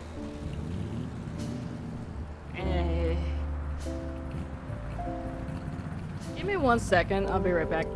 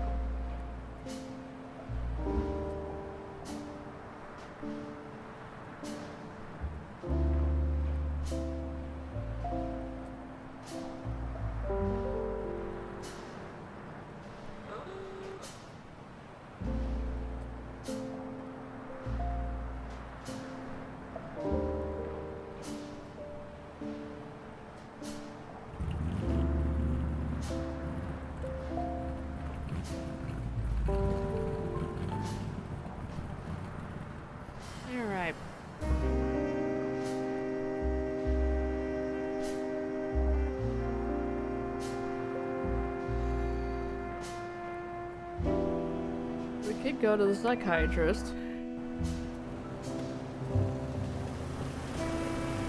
Oh, hey. There's a newspaper box right there. Hey, Harvey, tell me a little bit about yourself. Are you married? Why do you talk so much? You haven't stopped talking for a moment. I talk so much because you talk so little. Someone's got to balance the universe. One moment. Dr. Striner's practice is in this very building. You know her? Yes, we're working together on an innovative psychological profile based on various cult leaders. What are we doing here? Simple bureaucracy. It'll only take a moment. Let's get a newspaper. The Arkham Advertiser, this morning's edition. We're in luck. One copper in the slot and we learn where the combustion quack's talking.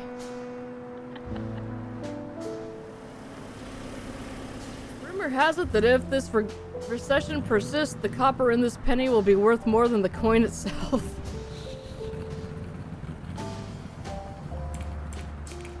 Getting a whole newspaper for a penny? What the hell? Something in the slot that's stopping me from inserting the coin. So the rumors are true. Rumors? What rumors?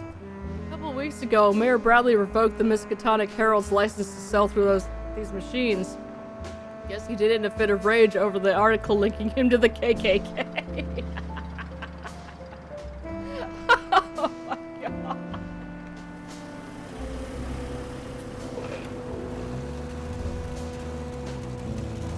I doubt very much that it's legal. To the point.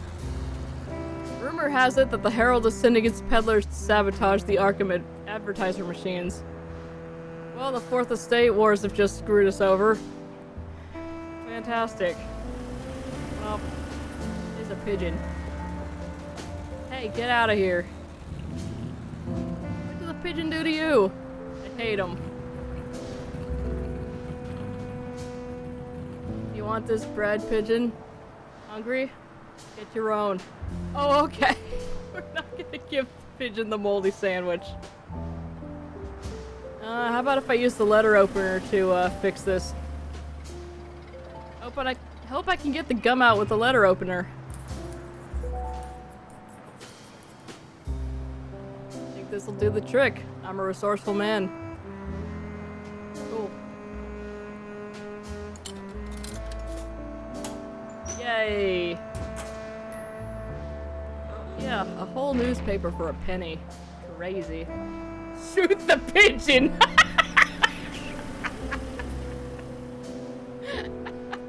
It's being obstinate. The renowned parapsychologist Philip Moore visits Arkham. Fans of mystery and the supernatural are in luck as the famous British popularizer of these topics will visit our city in his North American tour to present his new book, Spontaneous Human Combustion, a Reality. Alright. Pigeons know what they've done. Oh my god.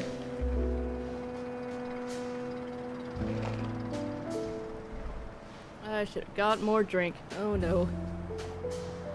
The gathering with his readers will take place tonight at the esoteric bookstore The Ishtar Gate, where in addition to signing copies, he will give a lecture on the book's chilling subject. The bookstore has decided to limit attendance at the event.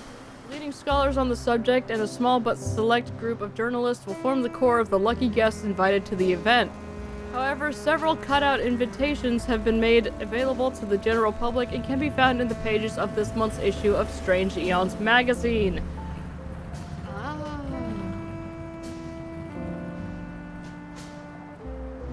See, but I feel like, our partner should already be able to get us in. I guess he doesn't get a +1. So we need that, invite for ourselves. 25 years of age and following in the footsteps of his father, Patrick Moore... Oh, that's a parenthesis. God. A pioneer in metaphysic research, he has become one of the most famous popularizers of paranormal phenomena thanks to his successful books such as The Visitors, Behind the Veil, and Behind the Veil, which recount the investigations carried out in his native England. This font is killing me. Oh my god. just blocks. I just see blocks. Speaking of blocks, Walter Block, a correspondent for the newspaper, will attend the event to interview Philip Moore about these strange and unusual events that cause some people to be reduced to ashes without any apparent external source of ignition. Tomorrow we invite our readers to discover the mysteries of spontaneous combustion from one of its greatest experts. Smoothness of an 8, economy of a 4. Of A8. Look at that car. Walter P. Chrysler announces new Plymouth. Loading power and freewheeling. $655. Yeehaw.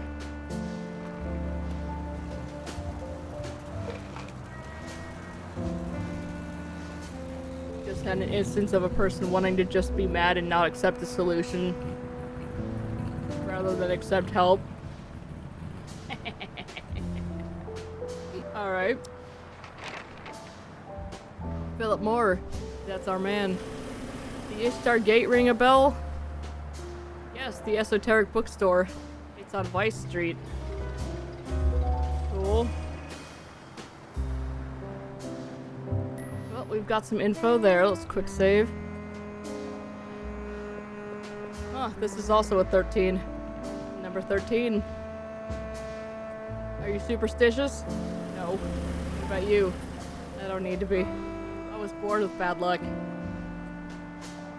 Shut up, Foster. Let's look at the directory here. First floor, Baker and Greenbow. Attorneys at law. Second, Kingsport Trading Company. And my favorite head doctor, Dr. Helen Striner on the third floor. Poster from the Arkham League for Decency. Stay dry because we voted dry.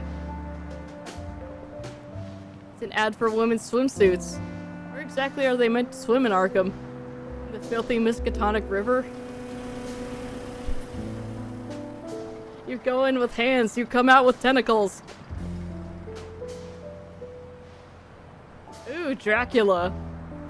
You seen it? I lost interest in it when I read that it wasn't faithful to the novel. Boo! Alright, nothing else fun for us to look at here. Let's go see Dr. Striner.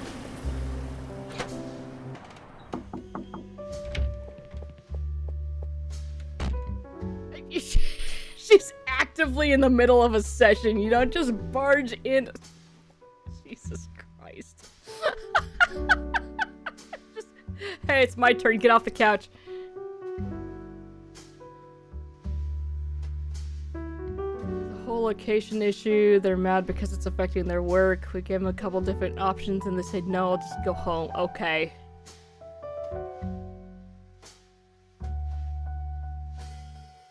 Okay. Very interested in hearing the details of that later. Good evening. Is this where the brain picking happens? Silence. What's going on? I'm with a patient who... Oh, Dr. Whitman. It's a pleasure to see you again. Doctor? You read the thing. I'm also a doctor of psychiatry. You know that. I can't see you right now, Mr. Foster. I must attend to Mr. Ullman first. What's wrong? I put him under hypnosis and he won't wake up. There's no need to worry. Some patients take a while to come out of hypnotic lethargy. This guy? Hypnotic lethargy? He's just asleep. Snap your fingers or whatever you do and get him out of here. It doesn't matter if he's asleep or still in a trance. The protocol is very clear. What does the protocol say? We have to wait. To wait? Hey, buddy. This ain't no boarding house, so get off your ass and go home. Mr. Foster! Beg you not to disturb the patient. It would be dangerous for him to wake up suddenly.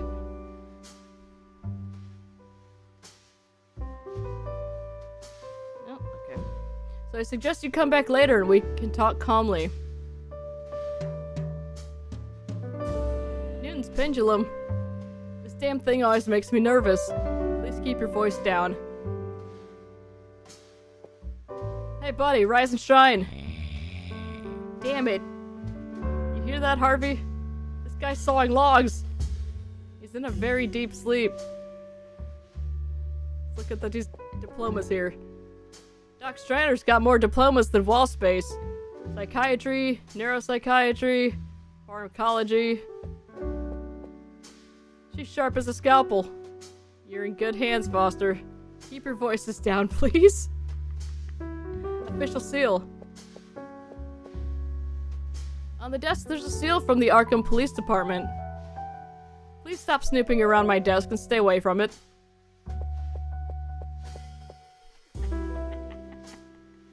What else can we look at? There's some shelves. You gotta shake them real good.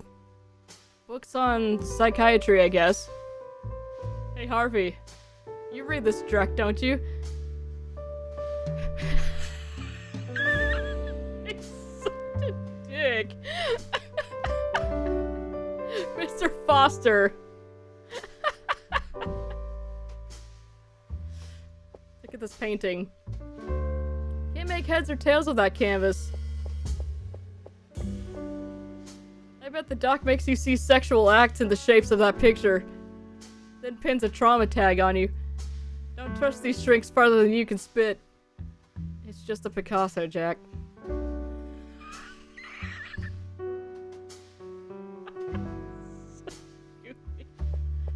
Let's go dig around in the file cabinet. Those files are confidential.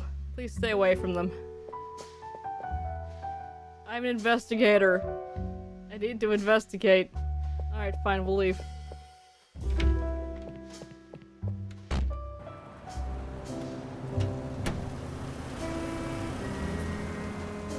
Everyone knows all the sexual images are hidden in Disney films. Confidentiality can't stop me. This is 1933. Also, she's a woman.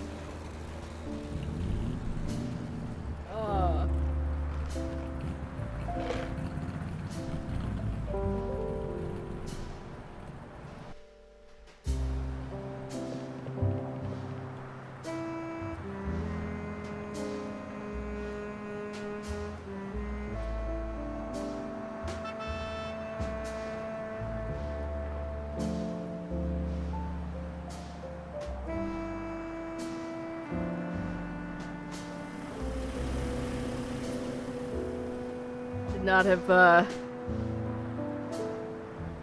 chosen to crunch on a piece of ice. Once again, while playing a game where I have to read constantly. Okay. The Ishtar Gate.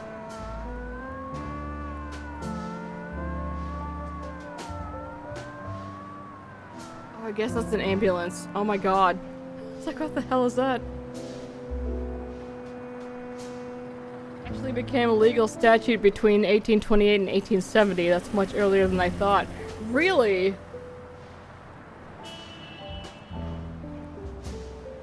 That's wild.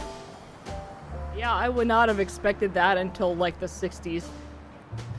Honestly. This is where that parapsychologist presents his book. Save. Showcase.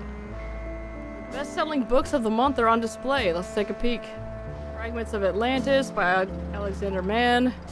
On the Trail of the Order of the Eternal Wind by Thomas Neville. Seal of Paimon by James Grinstead. You know any of these? Fragments of Atlantis. Very interesting. I don't know the rest. Paimon doesn't! What? What? You said something. Oh. See what else we got. I can't check the showcase while that guy's there. There. We got Reed's Cola over here. We got a barber shop. Another storefront with a toe tag. Yup. They are closed up. There's a bus here. I hear shouting from inside. Let's go in and see what's going on. I won't say it again. Get off my bus. Don't you have any compassion? You'll get me fired, you damn hag. Hey, hey, hey. Arkham PD. What's the trouble? This woman, she got on the bus without a ticket and she won't get off. Ma'am, you know you can't ride a bus. You can't ride without a ticket. So I beg you to step down. Don't get me wrong, I had to get on this bus due to force majeure. Okay. Spell it out. My cane was stolen while I was sitting on a bench. I have fasciitis in the sole of my foot and I can't walk without it. Not my problem. Let her finish, pal. I barely made it to the bus so this gentleman could take me home. There's a stop right in front of my door. I told him I'd pay the fare as soon as we got there. I don't have any money on me. Ma'am, don't keep telling me the same sob story. You can't get on here without a ticket. Period. Why don't you take this lady home, pal? That's the same with or without her, right? Are you mad? If the depot hears the colored woman rode without a ticket, I'm finished. Yep. There it is. There it is. If it were someone else, maybe nothing would happen.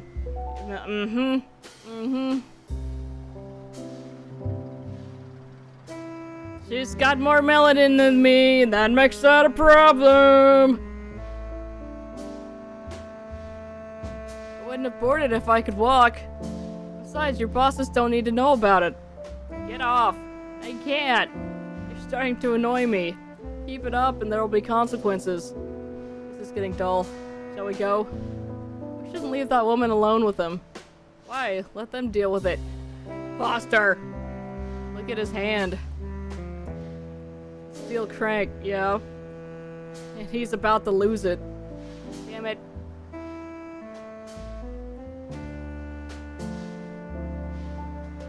Alright, we give her the letter opener and we let him fight.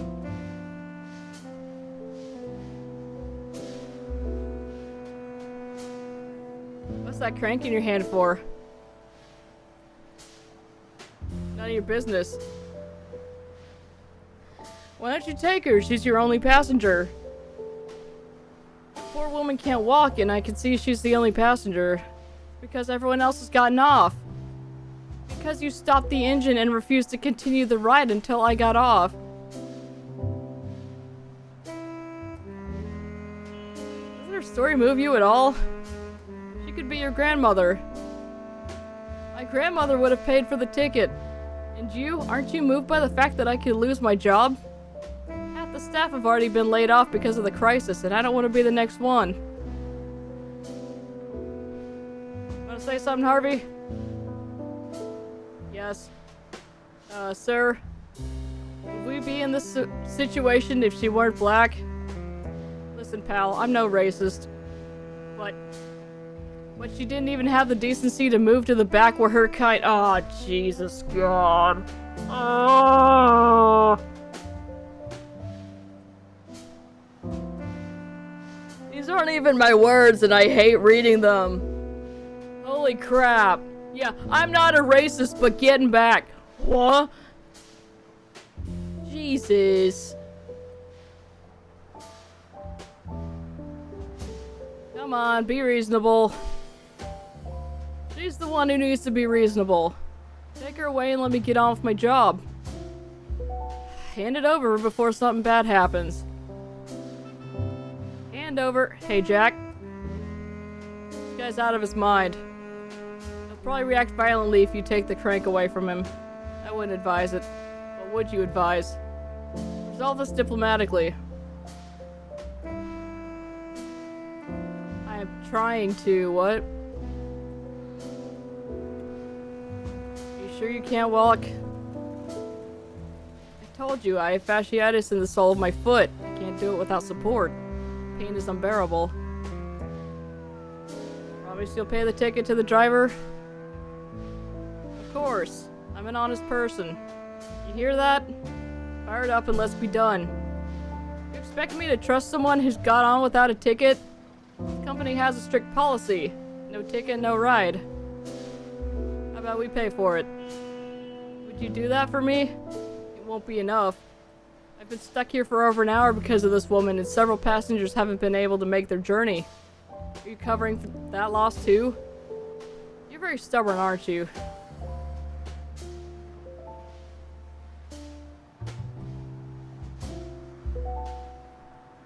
ask her if she's trying to start a revolution, because she's clearly not, but...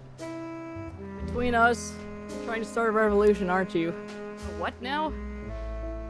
You know you won't get off this bus until black people are no longer forced to sit in the back. You got it all figured out. Make a scene, get some support. Maybe this little gesture will be the start of something. What are you talking about? If I could walk, I wouldn't be on this filthy bus. Hey, you. Don't put ideas in her head. Jeez. Just make an effort and walk away? I don't want to... This man's not going to change his mind. It's impossible for me to walk without support. If I could, I'd be long gone by now. Let's get out of here, Harvey.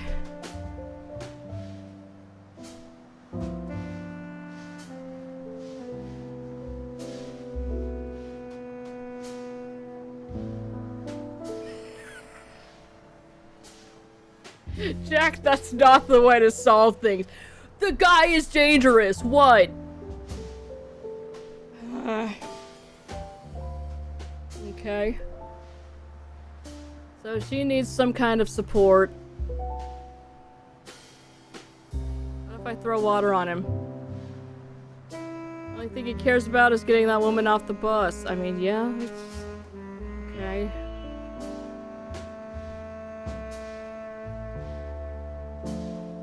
So we need to find her something she can use as a support somewhere.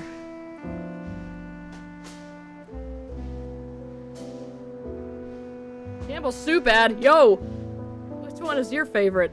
I don't like canned food. I prefer to cook. You cook? Yeah, sure. You'll have to invite me over sometime. I've forgotten what food that doesn't come in a can tastes like. It would be my pleasure to cook for you, Jack.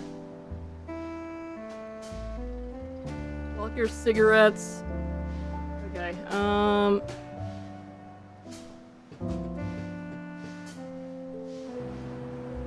hopefully we can come back and it'll be okay. Okay, good. Ugh. Okay, so we need to get this resolved so we can get the invite into here. Because that guy's been waiting at the bus stop.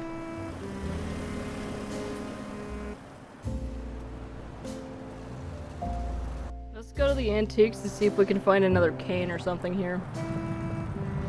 Rob's Diner. This is where your pen pal keeps his antique shop? Yes, it's a little further down the road. Campaign poster. Forward with Bradley. That scoundrel ripped off Roosevelt's presidential campaign slogan. I'll see how the Democrats didn't slap a lawsuit on him. Whitfield shaving lotion. Women will find you irresistible. Who's coughing? Oh no. My head hurts just looking at it. Oh. Oh. Now we have to... Oh, jeez. Okay, hang on. Let's go in here first. Let's go steal somebody's cane. Something smells good. You up for a bite? We're in the middle of an investigation and we're running late. How about we leave it for later? Your call, partner. Free! Free canned goods! Rob wants to do something for folks who lost everything and can't afford a plate. But they don't look too healthy. I mean, the cans are rusted to hell. Doubt the insides look any prettier. Look, this is all Rob's thing. Complaints to him. What the hell, they're free. I'll grab one. Alright. What are we doing here, Jack? We should be working the case. Whitman, you've never been in a point-and-click, have you? It's a note for the employees. Don't let the Innsmouth guy in. He scares customers. Okay. If he wants anything, have him call and I'll deliver it myself. Signed, Rob. You, Rob. From the smell of it, I'd say he's one hell of a cook. Let's talk to some customers. Man's enjoying his meal. I've got nothing to say to him. He's reading the Boston Globe. I don't want to bother him. Okay. Yo, there's cakes. What's in the cakes? Bottom one, raspberry jam and walnuts. Ooh. The one on top, triple chocolate. They look downright sinful. Thanks, baked them myself. A triple chocolate cake during the Depression?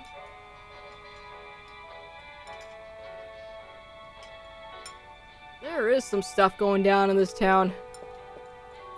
Customers are not allowed in the kitchen. I haven't bought anything yet. I'm technically not a customer.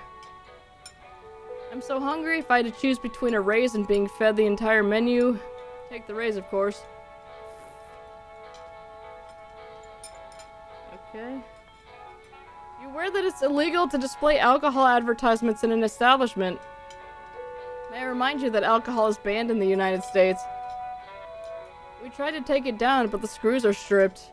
Well, cover it up or paint it over, Harvey. What? Relax, will you? Interesting. We can't bother Rob, but we got some canned goods, so let's come over here.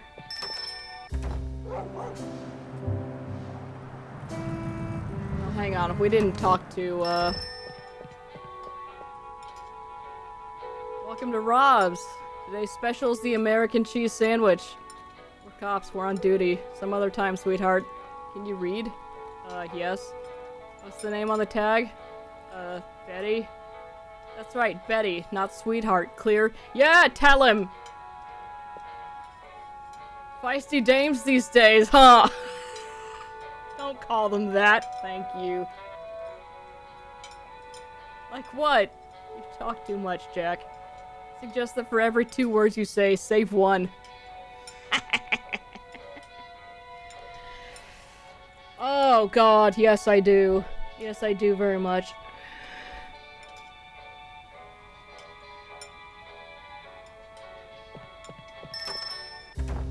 Alright, let's see.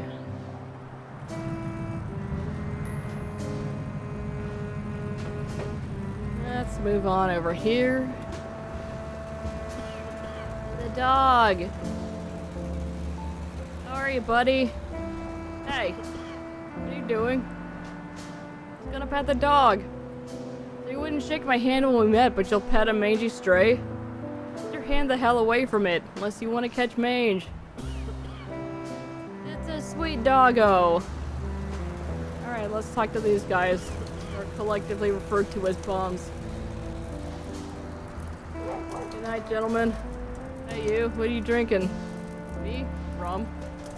In that case, I have no choice but to confiscate the bottle and take you to the police station, sir. What are you doing? What? Get over here. What? Get over here. What the hell are you doing? A man is committing a crime. He's in possession of an alcoholic beverage. That's illegal. Probably the only relief that poor bastard has in his life is to take a few swigs from a bottle without a cop coming in and breaking his chops. Telling me to turn a blind eye? In this case, yes. I'm justifying a crime, Jack. No, for God's sake, don't be so square, okay? Can we talk to them again? Like... Good night, gentlemen. Hope you'll excuse my partner. It's his first day. Nothing. You ought to apologize. You shut up, Willie. Don't make things any worse, okay? Alright, there we go. Now we can talk to him. Everything okay over here? We sleep on the streets and have nothing to eat. What do you think? It's been like this since the Ford plant in Salem axed half its workforce. We'll stop buying new cars. We can barely afford a used one. You guys are cops. Surely you can afford one. Man, if I told you what an Arkham cop makes, we'd both be crying. They owe me 3 months' pay. Oh, I didn't know that. We can squeeze you in here. It's warm. Appreciate it, guys. What's the dog's name? That one? No idea. He's a newcomer. He thinks we'll feed him. Not the brightest bulb. friend alright? Frank? Oh, well, he's having a rough time. Why is everyone's name Frank? Indigestion. And we warned him. What do you mean you warned him? We told him not to eat the canned goods from the diner. The fella from the diner next door gives away canned goods to us street folk. Think he's doing it to be a saint? That son of a bitch. They're expired and he knows it. They're from the time when Scott Joplin was studying piano. They look appetizing. Spinach, beef, sardines. When you open them up, all you get is a black oily paste. You're cops, right? Arrest him. He's committing a crime against public health.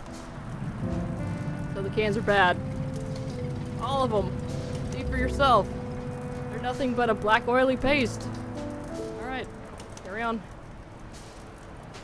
Cool, so we can arrest him then. Because we have evidence. Hang on, can we go back in here and be like, hey, you guys suck?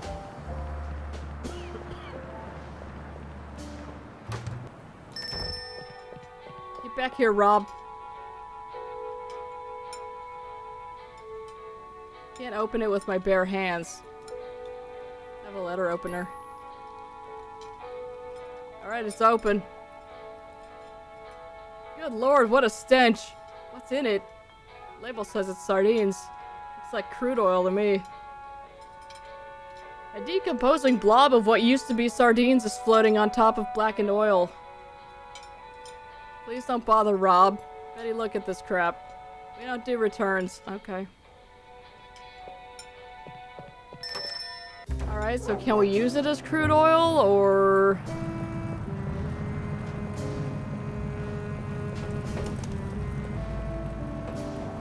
Anyway, here's the old antique shop.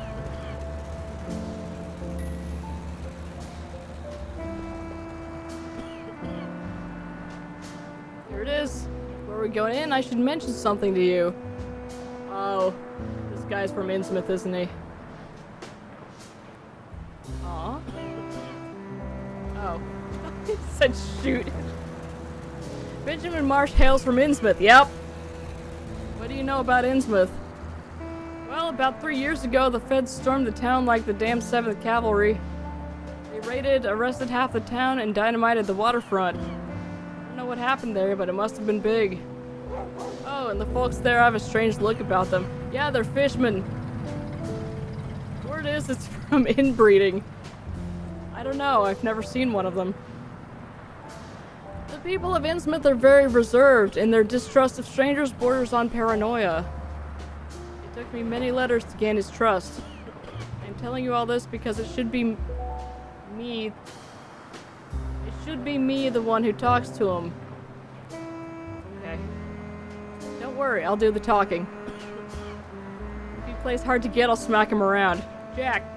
It's a joke. A joke? Do you have a sense of humor? Come on, let's go in. Remember, let me do the talking. Oh, he's a fishman. Who are you? What the hell do you want? Mr. Marsh? Do I know you? Not in person. I'm Harvey Whitman. We've been corresponding these past few months. Harvey Whitman, huh? I don't talk to pigs. Get lost. Oh, That's enough out of you. My turn. Listen, pal, I don't know who you are, but around here, only one man gets to insult my partner, and that's me.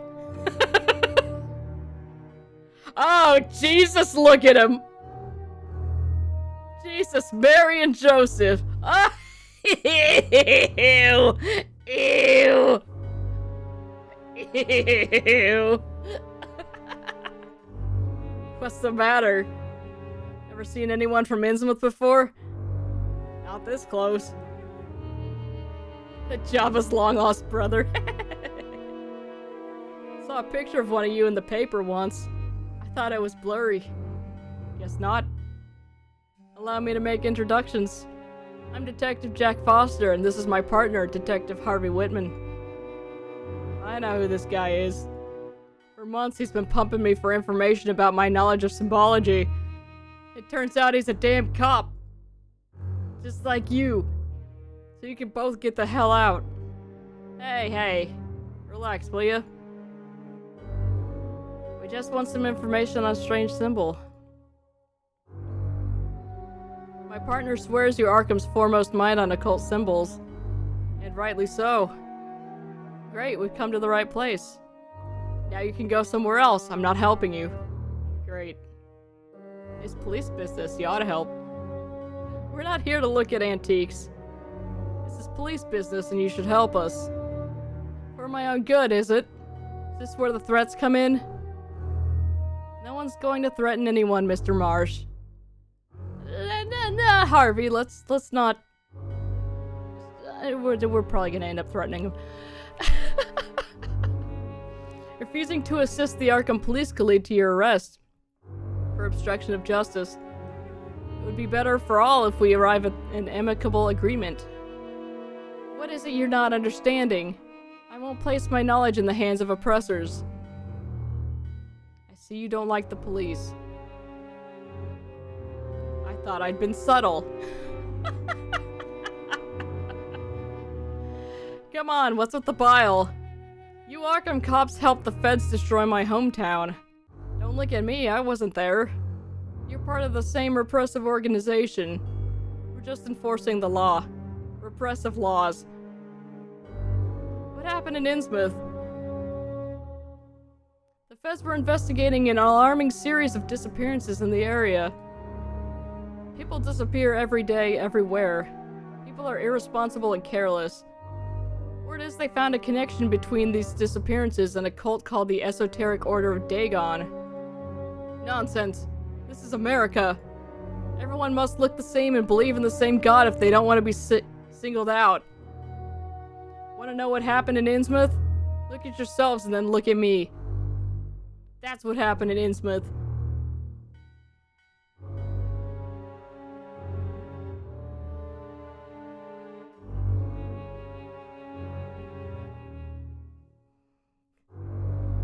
This conversation is very interesting once you remember that Lovecraft was a super racist for the majority of his life. Though apparently he did change his ways toward the end, but I'm not entirely sure how sincere that may have been. Anyway, we're asking a small favor, that's all. Help us crack a symbol so we can close a case and we're gone. You'll never see us again. Help the police? Did the police help me at the Arkham Museum of the Unusual? What? No one spared a minute to hear me. What happened at that museum? It's none of your concern. Alright. New location. We can ask him again. The police taking a stand against anyone who's different from them. Yep, okay.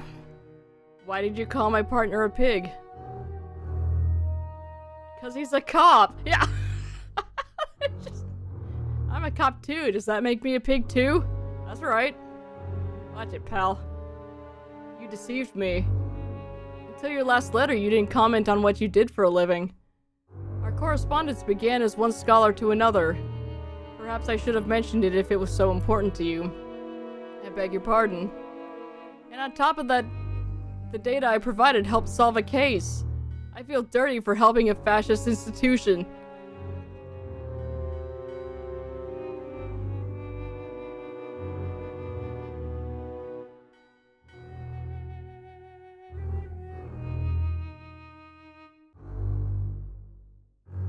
Yikes.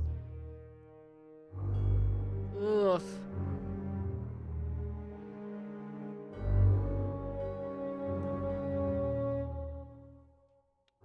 I've never been to Innsmouth. Would you recommend it? Is there good food in the area?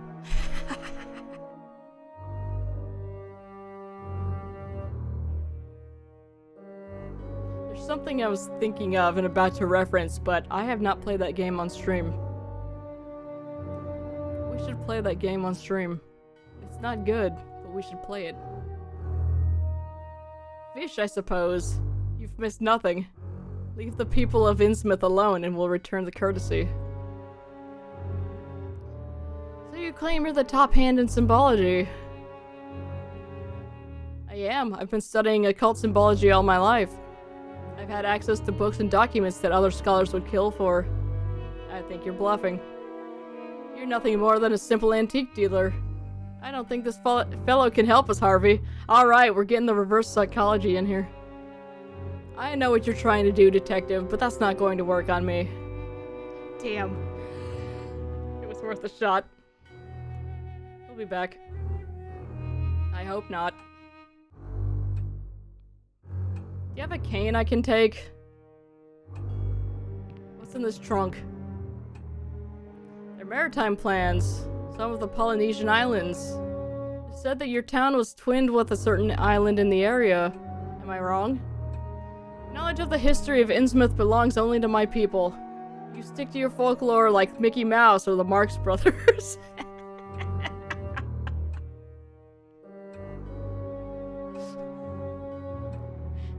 The concept of Mickey Mouse lore.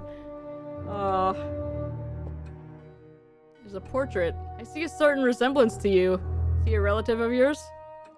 Captain Obed Marsh. Great expeditionary. The man behind Innsmouth's fat years. Word is he was the founder of the esoteric Order of Dagon. Is that true? You know nothing about Captain Marsh or what went on in Innsmouth. Nor do you have the right to know. Alright. Anything on the counter catch your eye? The cash register, perhaps? I know what a cop earns, so stay away from it. Okay. Let's look at the antiques then. Some of these pieces are ancient. They must be over a century old. There's a good profit to be made from this, isn't there? They're not for sale. Nothing here is for sale. Nothing? Didn't you read the sign? Buy and trade only. I'm trying to recover anything that was looted from the Innsmouth by law enforcement. Little by little, I'm getting there, especially thanks to this crisis. Nobody has any money, least of all the pigs who took advantage of the chaos to steal what belonged to my people. Alright. Topographical maps, nice. These are maps of Innsmouth. Wait a minute. That small dot on the map on the right, is that the so-called Devil's Reef? I don't know what you're talking about. Okay. It's a tiny ship. Is that the ship? Nice ship. Did you build it? It's the Sumatra Queen. One of the ships Captain Obed Marsh used on his voyages to Polynesia. Okay, that's not the ship I thought it was. What was the purpose of those voyages? That's none of your business. Okay. Well, I have an old sandwich. Does this count as an antique? It's moldy. You want these sardines? I'm not interested in anything that comes from you. Alright, well.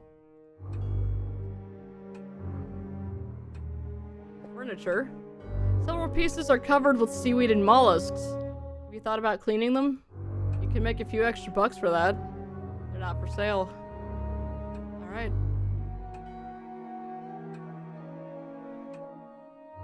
Harvey, what do you think about all this? I'm gonna come over here and talk.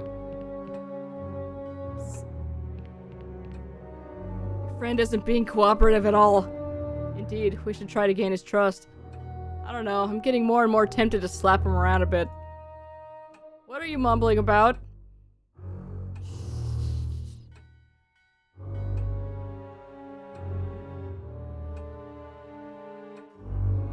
Do you want this lighter? Not interested in anything that comes from you. Alright, well, I tried.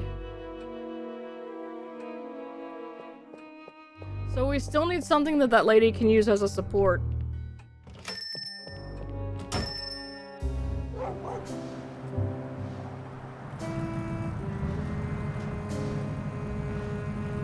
I'm going to suggest that she puts a letter opener in her shoe, so that's, I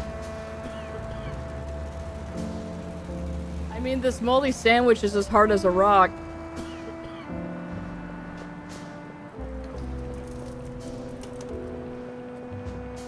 like to put a moldy sandwich in your shoe, ma'am? Normally I wouldn't think anything about that, but point and clicks.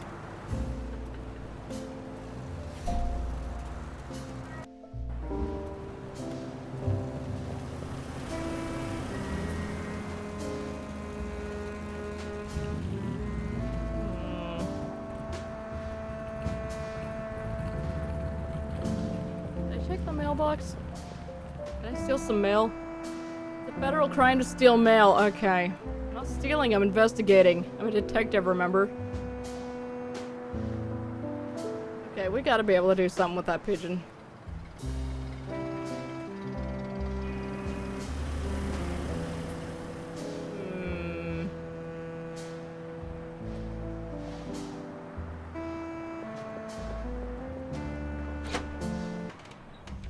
Can we wake this guy up with the rotten sardines?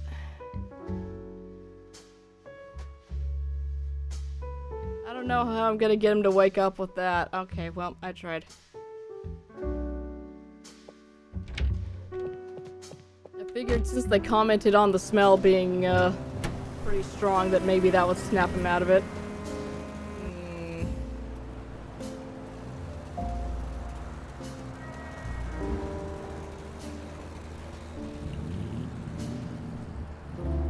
We can go visit the museum.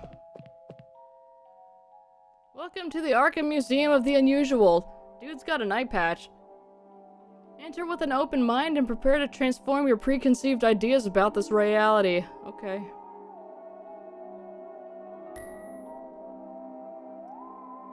There's a bust here. Professor Roman. Dove.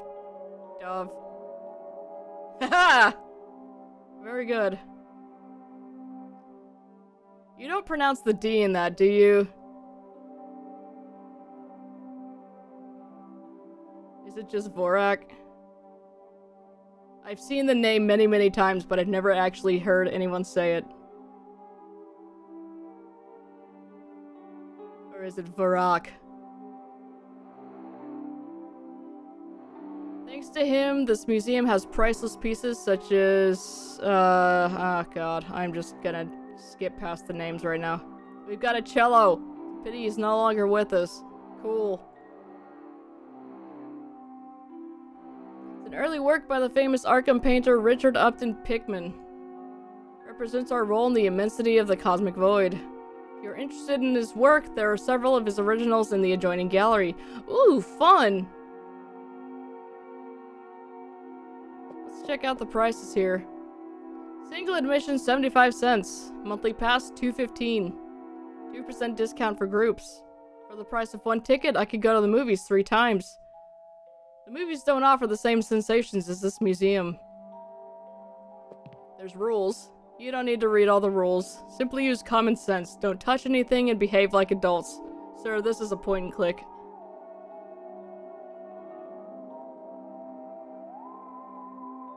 Oh, it's check. Okay. So it's Dvorak.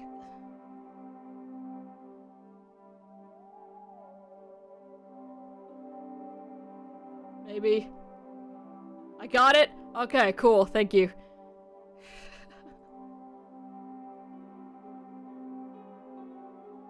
There's a skull here. Only stress on the first syllable? Okay. This is the skull of a member of the fearsome... Oh, Jesus. What is this? Cho-Cho people? Natives of Southeast Asia. So far, no one has been able to see them and come out alive. This is the closest you'll get to them without endangering your physical integrity. Rad. I see that the much sought after a treatise on primordial fear has caught your attention. I've received tempting offers from Miskatonic University to make it part of their collection. But what better place than here for this cursed book? Okay. Yep, okay. I guess we will quick save and then go lose our minds. Or I could talk to the director, actually. Detectives Foster and Whitman. May we ask a few questions, Mr. Floyd? Raymond Floyd. Yes, of course. I'm the director of this museum. Definitely not a fishman. Is there a problem, detectives? Let me see under your eye patch.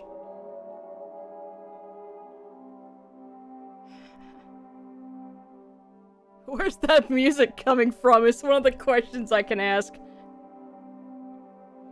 Oh, that's my assistant. He enjoys playing the theremin in his free time. Really establishes a certain vibe here, wouldn't you say? Does the name Benjamin Marsh ring a bell? Oh yes, I'll remember him for the rest of my life. We understand that the museum had a problem with him. An unfortunate incident that should never have occurred. Okay, what happened? We have a gallery dedicated to the mysterious town of Innsmouth. The most outstanding piece in the collection is a figurine bearing the likeness of the primeval Cthulhu. It comes from the looting that took place in the town after the feds arrived. A unique piece. What is a primeval? They are deities from the depths of the cosmos. Cthulhu is one of them, worshipped by the entire population of Innsmouth. Go on. Marsh stormed in, claiming that the effigy belonged to his people and shouldn't be displayed in a profane place like this. I explained the museum had every right to display it, but he wouldn't listen to reason. He made his way to the gallery and smashed the protective glass. I immediately called the police and tried to prevent him from taking it. During the struggle, he stabbed me in the right eye with one of the statue's spikes. Oh my god, you are absolutely gonna turn into something. Let me see your eye. Show me your eye hole. Oh my god. Time for my daily chia seed cup. Yay! Recently saw a short of a guy who misunderstood how they were taken and drank dry seeds, not having given them time to soak. Oh my god. I'm sure he did. Yikes.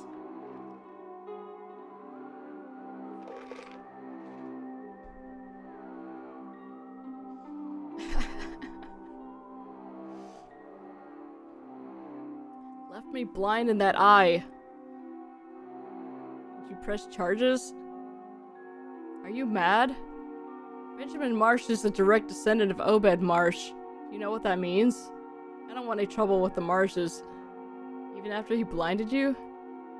Oh, detective, that's nothing compared to what could happen to me. Did Marsh take the figure? The police arrived in time to stop him. But when I refused to press charges, they decided to confiscate it as evidence in case I changed my mind. Harvey? Yes, I see. We have it at the station. We're displaying a replica in its place. It's not ideal, as we only display originals here, but visitors are fascinated by it. Can we see that figure? Of course, but I already mentioned that it's a replica. You can enter the museum if you wish. Always under the supervision of our guide.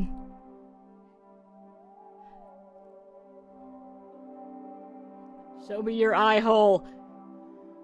Since the unfortunate incident I told you about, we have instituted a policy of constant surveillance of our visitors. We won't try anything funny. We're police officers, remember? The museum cannot afford to make any exceptions, detective. I trust you understand. Fair. Enjoy their smell. They smell like hay. Brings warm childhood memories of visiting grandma and feeding her cow. Aww. Aww, that's sweet. But yeah, they do have kind of a, well, I was gonna say dry, grassy smell, but yes, hay.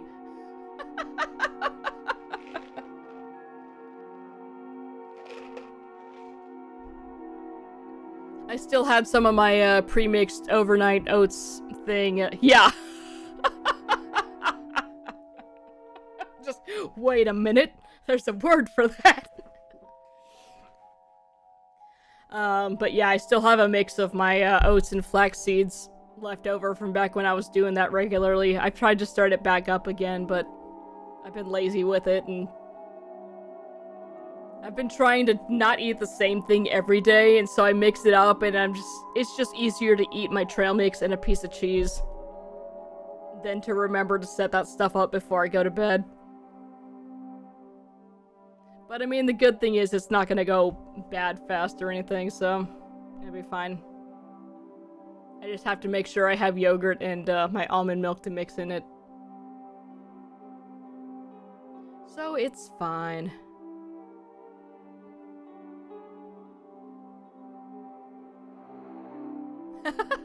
I mean, I've been eating my trail mix every day, so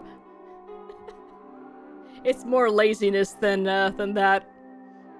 But I do tend to go in phases. Like I'll eat the same thing every day for like a month or so, and then I'll start to get tired of it.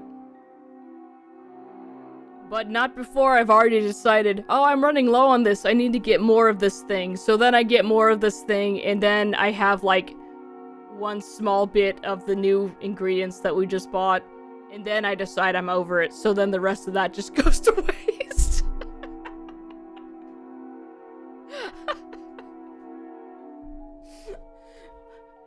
It's infuriating. And it happens every time.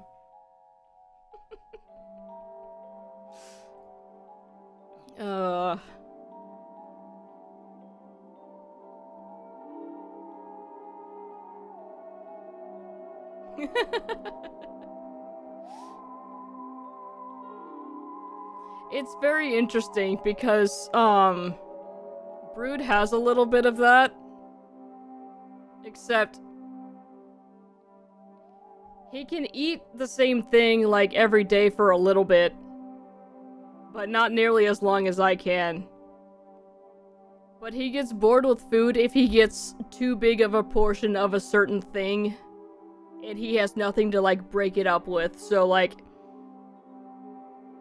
let's say we get something or we have some kind of meat and then like a bunch of rice. The way that I go after my plate is usually I will eat at least half of or the entirety of one part of whatever the meal is before switching to the other one. He has to actually break things up, otherwise he gets bored and then just doesn't want to eat anymore.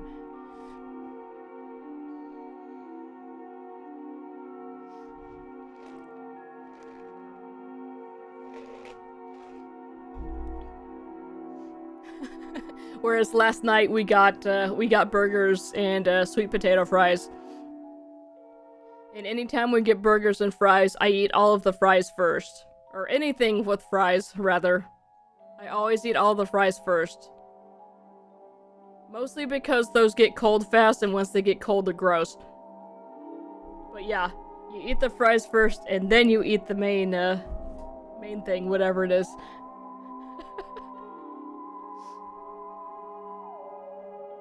Anyway. So you don't have the original. Our colleagues took it and it's cataloged as evidence. Exactly. Don't you want it back? That would require charging Benjamin Marsh. And the cure would be worse than the disease. Alright. I do like cold pizza though.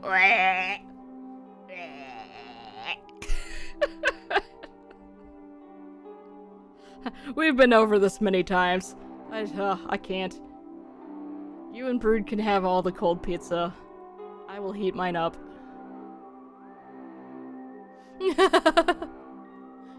What's the museum about? The Arkham Museum of the Unusual aims to show visitors a reality that they're unaware of. We tend to live immersed in a life where superstition has been left behind and scientific reality is imposed on our day-to-day. We try to show, and above all, not to forget that there are unusual and strange facts that exist around us. Alright. Where's the music coming from? We've installed an innovative music reproduction system based on magnetic media and distributed several speakers along the tour route. Cute.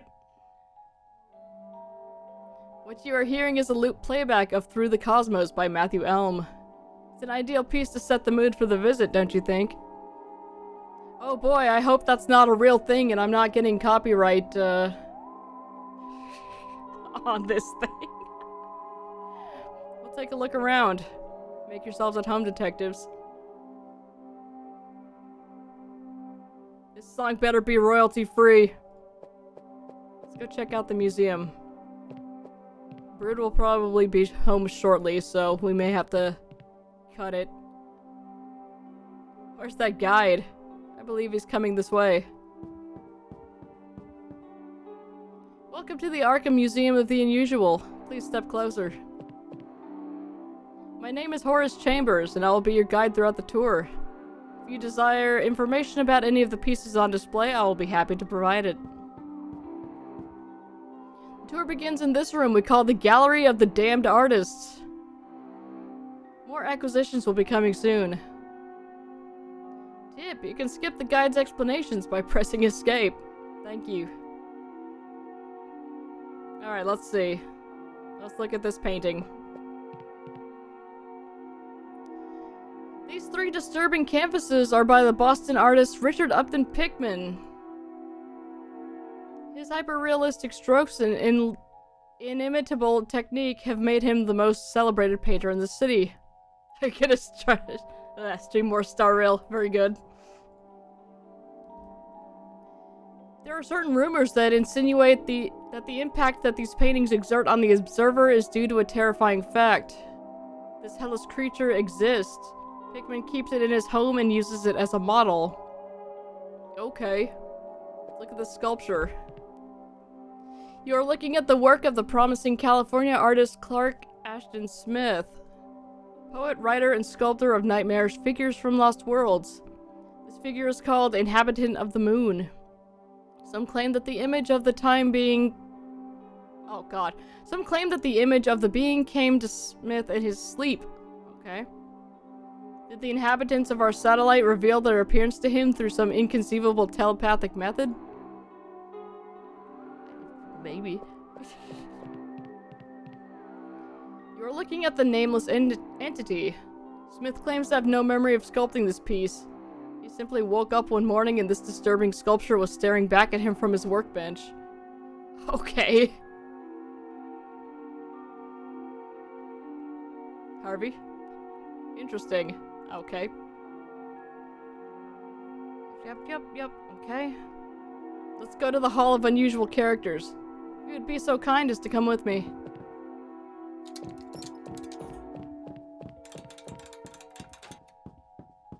Oh, good. It's a robot. You're in the Hall of Unusual Characters. Here we find those who defied science, or who were at the center of events that would test the sanity of ordinary mortals.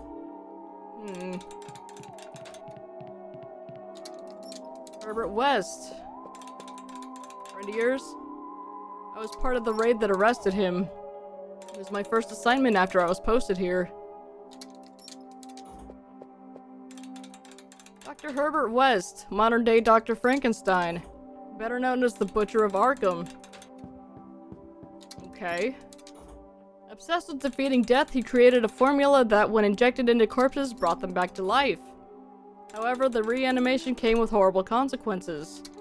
The revived ones tended to have an animalistic behavior with homicidal tendencies. Are we sure this isn't Albert Wesker? West believed that this was because the formula was more effective on corpses that were more recent. He began to indiscriminately desecrate graves in Christchurch Cemetery, which led to his arrest by the authorities. Yikes. What happened to all those revived corpses?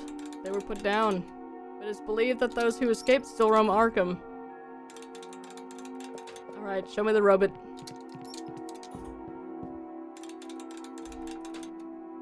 Alright, so do we pronounce this as Eric?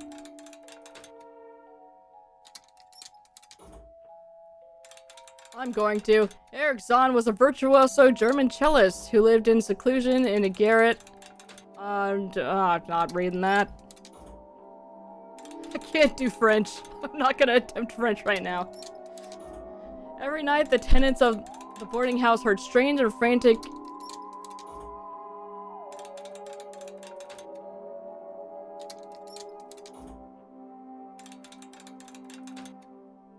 That does actually put an H in it. It's not, every night, the tenants of the boarding house heard strange and frantic music played compulsively coming from Zahn's room. One of them befriended the musician.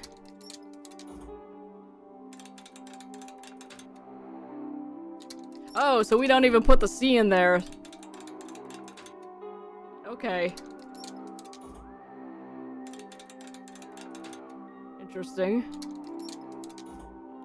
One of them befriended the musician and witnessed some terrifying events. According to his account, Zahn was stalked every night by a strange and gigantic creature that only his ghostly music kept at bay. Upon witnessing these events, the man fled the building and reported the incident to the guard. Unfortunately, they did not find... So you said Erich? Zahn. In fact, they couldn't even find... Okay. That's crazy. Who's this guy? Let's do some more, Case of Dr. Munoz is the perfect example to illustrate this room. He contracted a severe illness in his native Barcelona. Years later, he settled in a small room in a New York boarding house.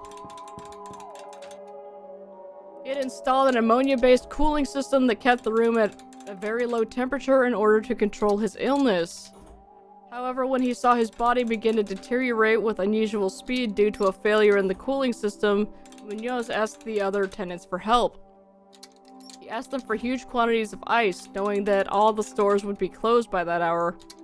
When they returned, they found no trace of Munoz except for a viscous puddle in the middle of the room. The doctor had left a hastily written letter. Munoz had been dead for 18 years. He kept himself alive thanks to the cold air that preserved his tissues. Gross. Alright.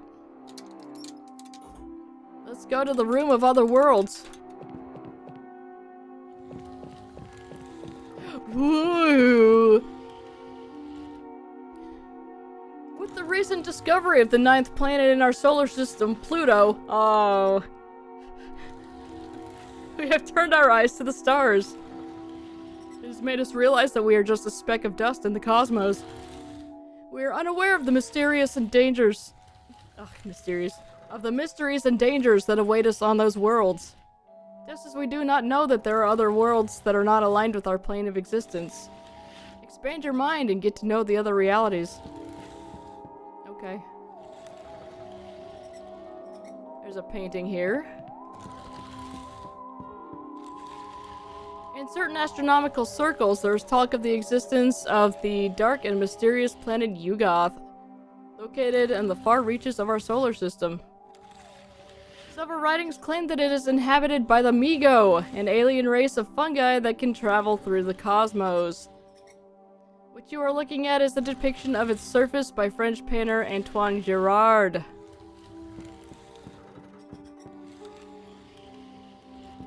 Showcase. The Earth is constantly bombarded by meteorites.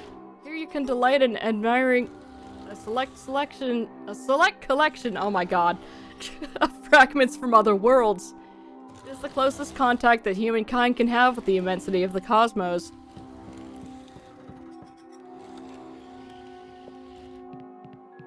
There's a press article. You don't need to keep walking over there. You can just stay here. A press article published in July 1931 in the Astrophysical Society of America's Journal. Signed by the prestigious astronomer Julius Tillinghast. The text offers a series of arguments claiming that the newly discovered planet Pluto is actually Yugoth. Tillinghast warns of the dangers of this planet and suggests that research on it be halted. He points out that future contact with Pluto could be devastating to the fate of mankind. Oh, there's a curtain back there. Another painting. Planet Pluto, the 9th in our solar system. Discovered 3 years ago by astronomer Clyde William Tombaugh, it has fueled theories and expectations about the existence of extraterrestrial life. If you look down at the display case, you will see that these theories are supported by irrefutable evidence. We'll look at the display case. The stone was found at the bottom of the Miles Standish State Forest swamp. It was part of a meteorite that originated on the planet Pluto. Scientists were amazed to find that, despite stellar erosion, there were unnatural carvings visible on the rock. This rock could be part of an artificial structure on Pluto. In other words, the 9th planet of our solar system is or was inhabited. This is the first material evidence of extraterrestrial life. Amazed?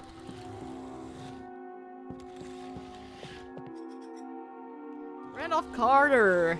This young man claims to travel to strange worlds without moving from the spot through his dreams.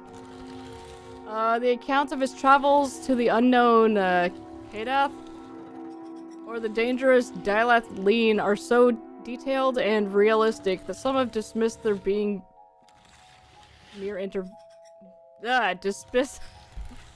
I'm dying. Dismissed their being mere invention.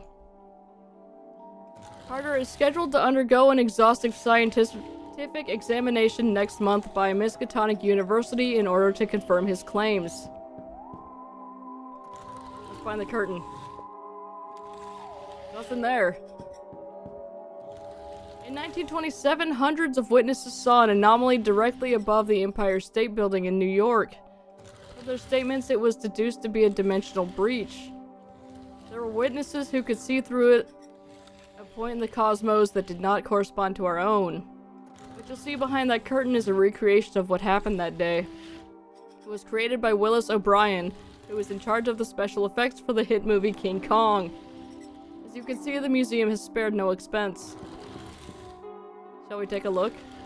Yeah, why not? I'm curious.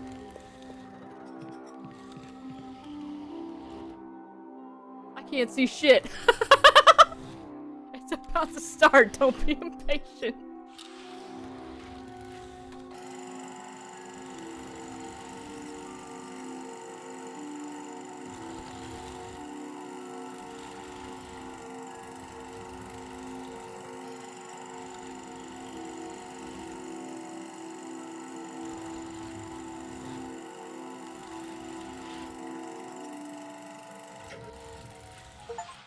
Okay.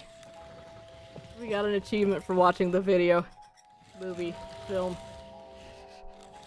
What did you think? Magnificent special effects.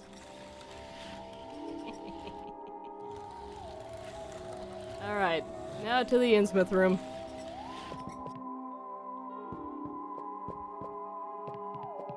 Oh, look at the little Cthulhu statue! This room is dedicated to the enigmatic town of Innsmouth. Its characteristic secrecy has not been an obstacle for the Arkham Museum of the Unusual to provide you with all the information about it. The museum would like to thank Zadok Allen for his collaboration in the making of this room. Big old painting here. The Devil's Reef. Located 1.5 miles from Innsmouth Harbor, it is, or rather was, the place where Captain Obed Marsh hid the strange creatures he brought with him from the South Seas in his caves.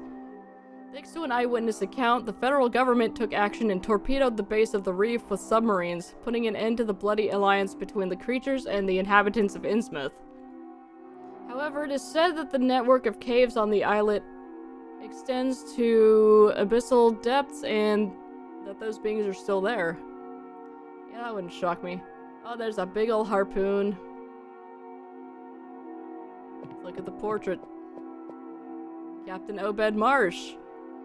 In the middle of the last century, Innsmouth was going through a crisis that reduced all its fishing activity and plunged its inhabitants into absolute poverty. One of his chartered voyages to the South Seas, he discovered a small village on one of the islands where strange amphibious creatures were worshipped, offering gold and abundant fish in exchange for human sacrifices. Marsh brought those creatures with him and hid them on the Devil's Reef, which you can see on the left.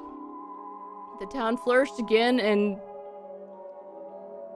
as in its golden years, and the inhabitants of Innsmouth embraced the claims and beliefs of those beings, even mixed their blood. Ooh. Those who opposed this diabolical alliance were purged, leaving the town inhabited only by those akin to the creatures and their strange offspring. You may have seen other portraits of the captain with a more, shall we say, conventional appearance. But this is his true countenance, the result of his close relationship with those creatures of the underworld. At least in the last years of his life. Ew, creepy.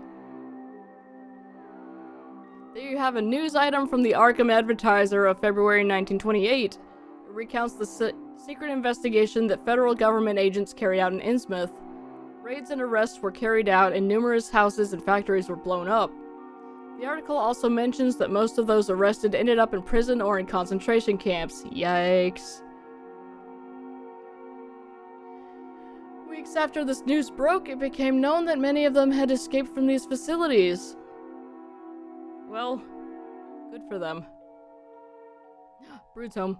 Oh, this is creepy. This one over here is freaking me out. There's a tablet. We'll look at the figure in a second. The inhabitants of Innsmouth profess no orthodox religion. Their god is Cthulhu, whose representation you can see in the central part of the room, and their church is the esoteric order of Dagon. This ancient tablet with its carved emblem was found among the ruins of the old Masonic Lodge on New Church Green, where the order was installed. And this is just a bunch of hands or something, I don't know. The current inhabitants of Innsmouth, descendants of the blasphemous hybridization between species, undergo a metamorphosis throughout their lives. It is not so noticeable in the young, but it is in those of advanced age.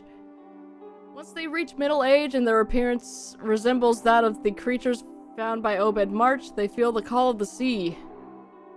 And then they begin a new and immortal life dedicated to the worship of their god, the great primeval god Cthulhu. God. Reading is so hard for me right now. The great old one, Cthulhu. This cosmic entity is secretly worshipped by the vast majority of Innsmouth's inhabitants. It is said to lie dreaming in the sunken city of, God. See, I've heard many pronunciations of this.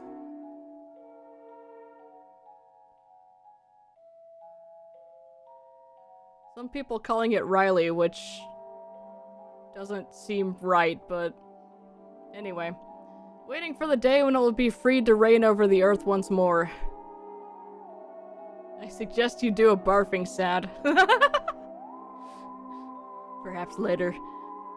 You're looking at a replica, by the way. Until recently, we exhibited the original found during the Innsmouth raids. A minor incident deprived us of it. We hope to show it to the public again someday. Have you ever been to Innsmouth? No. Denwick or Ipswich is, Hi! Hi! The furthest I've ever been from Arkham. Look, there's a tiny Cthulhu statue. Oh, yay. Yay!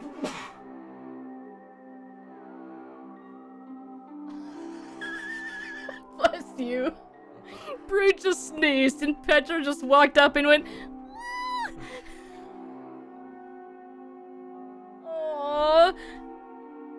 Oh, Suzanne, bless you."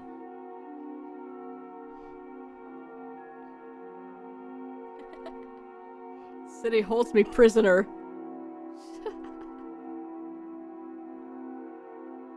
But yeah, Brood is home. Alright. How much more? Okay, so we need to... A room exclusively houses the infamous painting The Faces of Madness by Francis Hold. How do we do the dots? How do we do the umlaut? Why isn't it in the first room with the others? The museum had to relocate the piece because what? Let's go inside and I'll explain. It's a fascinating story. Come with me. Oh god. It's going to drive us insane. I should have quick saved. Alright, Francis was a promising German painter whose interest in the dark arts became an obsession. Concerned about the young man's mental health, his family committed him to an asylum where he spent the rest of his life. Look, there's a spot there where I need to put in the square crank and drain the water. It is known from his writings that he continued his studies in arcane magic there. The painting behind the curtain, The Faces of Madness, is the result of merging that magic with his art. Why Holt did this is unknown. What is known for certain is that viewing this painting can affect the observer. In what way? Paranoia, depression, anger. Each person reacts differently when exposed to the painting. We were convinced that the stories about this work were mere exaggerations, but when we showed it to the public, we realized that everything that was said was true. Oh good, did you show it to a big crowd? I'm intrigued, can we see it? Management has decided not to exhibit it until further notice. We've had some problems with some visitors. Whitman, what? We're not just visitors. Pull back the curtain and let's see it. We won't tell anyone. I'm not authorized to do so, sir. I don't even have the piece to activate the mechanism that moves the curtain. But the guy on the bus does. We can't escape having to use the Resident Evil cranks. Bummer. I was curious about the story. The mechanism's missing a piece. Faces of Madness. Yep. I'm curious to see that painting. Okay, well, we're not gonna look at it right now. So this painting affects every viewer differently. Jesus. I can assure you that personally, sir. In my case, I would say the effect it has on me is similar to hypnosis. It's as if the painting were calling to me and wouldn't let me look away. It's hard to explain. Okay, well.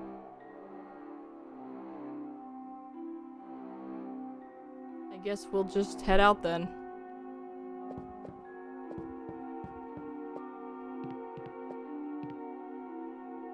Let me look at this creepy painting. I hate it. I need to know more about it.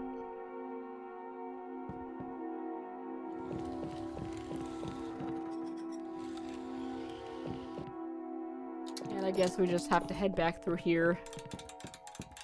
Okay, well the guide is not going to let us mess with anything, so we'll just head back to the start here and quick save. Leaving already? Come back anytime, yeah. We'll come back here, we will quick save. Is there a way to, like, save? Yes. Oh my god, okay. Museum. Okay, cool. Oh my god, look at his dumb little face! Look at him! Harvey, don't stare at the camera like that, you're freaking me out. Little mustache. Oh my god, okay. Alright, that's enough of listening to me struggle to read for a day. I'm gonna go have a little bit of lunch with Brood, and then we're probably gonna go have a big nap because, oof. Anyway, thanks for hanging out. We will continue this tomorrow.